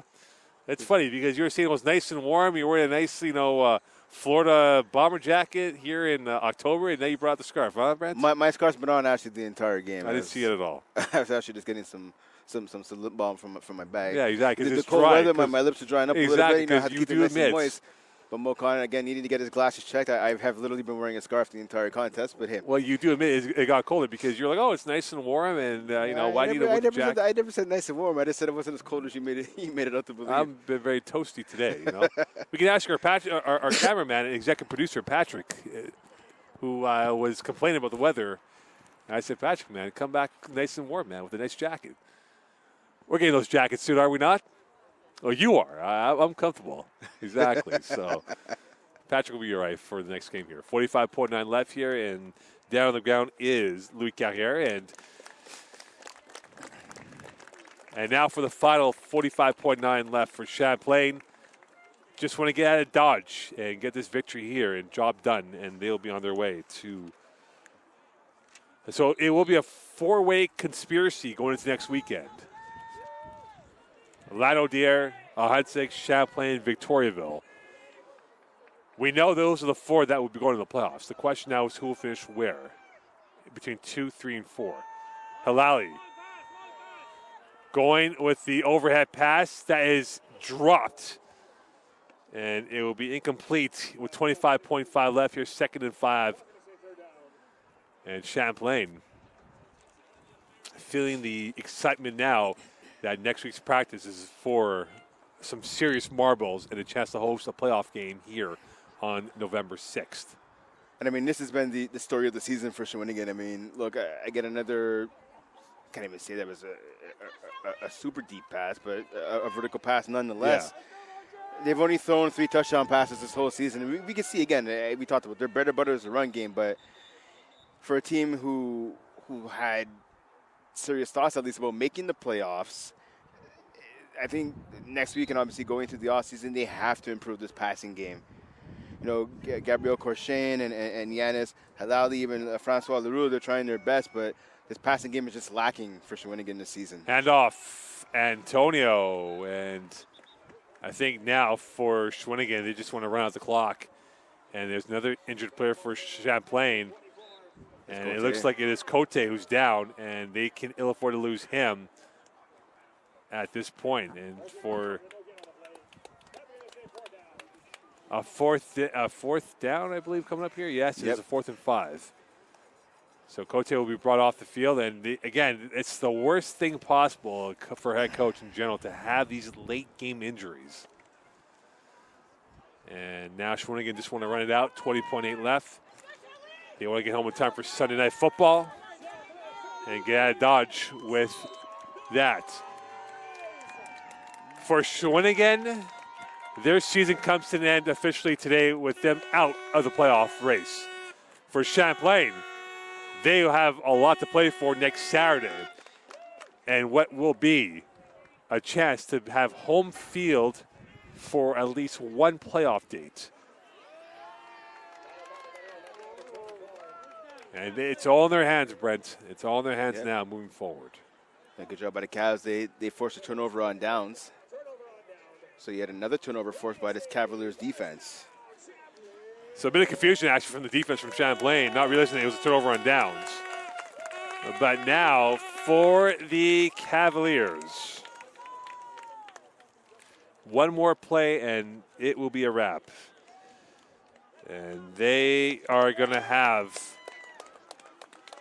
a nice Sunday night here. And the last play for Phil Pelche. Perhaps this is their last ever home game here, but they definitely would like to have one more before it's officially done. For the seniors, they go out on a winning note, but a chance to maybe get themselves one more home game could be in play. So for Shawinigan, it comes to an end, and their season is all but done. As we get ready for the postgame, Champlain victorious 37-21. All their damage coming in the third quarter of this game and what they did. They scored 23 unanswered, and Shawinigan's offense held in check. As we're now going to be here in the postgame wrap. As the camera goes way low than usual. And here we are. So the post-game wrap here from Seaway 3. Champlain winning this game 37-21. It appeared it would be very twitchy at first. Yeah. A lot of unforced errors. 2 turnovers by Phil Pelche. They resulted in touchdowns for Shawinigan against Champlain. At halftime, 21-14 lead. Momentum looked like it was in the team in white. But in the second half, third quarter was the difference. 23 unanswered points to win it by a score of 37-21. And that's exactly it, partner. I mean, this game seemed like a tale of two halves. You talked about the turnovers, 3 turnovers in the first half by the Cavs. You talked about the 2 fumbles by Pelche, the blocked field goal as well. the Cavaliers had blocked, pardon me, that resulted in a touchdown by Mattis Ducroix on the final play of the first half. Shawinigan was up 21-14. It looked like they were, I don't want to say smooth sailing, but they were in firm control of this contest, at least when the whistle came for halftime. But again, resiliency shown by the Cavaliers team in the second half. 23 unanswered points. They forced an interception. They forced multiple fumbles. They forced a couple of turnovers on downs. Really, and as we approach playoff football over the next 2 weeks, that's the type of performance you want to see out of the Cavaliers on both sides of the ball, driving the ball offensively and then creating turnovers on defense. And the momentum shift in this game here that was the ultimate platform finish was the Parkinson touchdown, the 48-yard touchdown run that opened up the gap, and away he went for the 6. Yeah, we talked about that plenty of times throughout the contest. A huge 48-yard run by Parkinson. Again, we talked about the run game is just it's been struggled to be established this season. I mean, we've seen Peltier and this offense just have to rely on the pass game after game after game. The coaches have tried, obviously the players have tried, but the run game just, for some reason, couldn't get off the ground, couldn't give that spark that the offense needed. And we saw Anthony Machako for a lot of big runs. And again, we saw that 48-yard run by Parkinson. He had another long run here in the second half. They really finally gave this offense the boost that it needed. And that's the type of bounce attack you want to see out of the offense, especially as we march towards the postseason. Your game ball goes to who? It's a good question. You had all game to figure that out. And now you can't figure it out, the answer, huh? You know what? I'm going to give it to the offense. I mean, this defense has been lights out through multiple parts of the season. But today I want to give it to the offense. We talked about the passing game. But again, the running game finally coming through and really making a difference. And you know what? Actually, I will say, you know what? I'm going to cheat. I'm going to give a game ball to all the offensive players. And I will still give one to the defense because you know what? They also picked up their game in the second half. They got a lot of pressure. They knocked the starting quarterback out the game. They got a number of sacks. I talked about they forced turnovers on downs. And most importantly, they shut down the Shawinigan run game. Partner, we saw Shawinigan. They got 21 points in that first half. Yes, some of it was gifted by turnovers by the Champlain offense, but they got 3 touchdowns via the run game. In the second half, not only did they pitch a shutout with the scoreboard, which is the most important thing, but again, they shut down the bread and butter of that Shawinigan attack, which is the run game. And now they look ahead towards Drummondville, the last game of the year. And again, we talk about the Plinko of what's going to happen. Lionel Deer will be your 1 seed. That is all but confirmed. Now it comes down to 2, 3, and 4. Huntsic, Champlain, and Victoriaville. Champlain does have some leverage because they hold the tiebreaker over Victoriaville and over Huntsic. Now the question is, can Champlain finish off the deed and get help from Lionel Deer to beat Huntsic to get the number 2 spot? Well, that's exactly it. Obviously, again, they are going to need help from Lionel Deer to beat a Huntsic. But again, we talked about it. If you're the Cavs, focus on what you can control. Don't worry about what Lionel Deer is going to do. Don't worry about a Huntsic, whether they're going to upset Lionel. If you're the Cavaliers, you have to come out. You have to get that W, those 2 points over the last place, Drummondville. Yes, Drummondville right now is sitting at 0-7.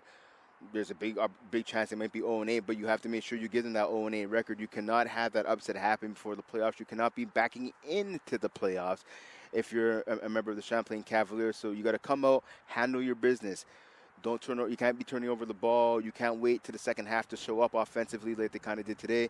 You have to come out, all 3 phases: offense, defense, special teams. Come out and dominate the last place, Drummondville, and really go into the playoffs firing on all cylinders. So a week to consider and reconfigure for Champlain, Huntsic, and Victoriaville as they get ready for the final day, the decision day next Saturday. And we'll know by then who will be your 1 for sure, Lionel, 2, 3, 4. And whether or not Champlain will be going on the road to face the crossover 2 or 4, who knows what, and from the Northeast, and if they might be hosting here, we'll find out. For the seniors here, the 15 outgoing seniors, they end off their regular season home dates on a win, and they would love to get one more home game here on the weekend of November 6th and 7th. So on behalf of Brent Bach and Mo Khan, we wish you a good afternoon, and perhaps we'll see you again for the home game, if there is one, at the early part of November. And you know what, actually, pardon me, before we sign off, I just want to say, obviously, this is our first year broadcasting football here at Champlain. This is my first year personally working for Champlain. I've had a great time. I look forward to being back in the future. Just want to give thank you, obviously, to our cameraman, our producer extraordinaire, Patrick, Vince Amato, Scott O'Brien, part of the athletics and recreation department, and obviously you, Mo, as well. You've been at Champlain for a couple of years, so I had a fantastic time. I just want to thank obviously our friend and obviously Coach Charmaine. We've both known him since we've been teenagers. Great guy, great coach, the right man in charge for leading this program. So again, thank you guys at home for watching, and I've had a blast in my first year here at Champlain. And perhaps there's one more home game, which we'll see if that will be determined. So we'll find out in about 6 days from now who will face who. And if there's a home game, we'll have it here on Cavs TV in early November. And make sure to bundle up. It's going to be much colder in early November than what it is right now. We'll see you soon. Our next broadcast will be Tuesday evening here for men's soccer at 7:30 p.m. kickoff on Cavs TV. Bye for now.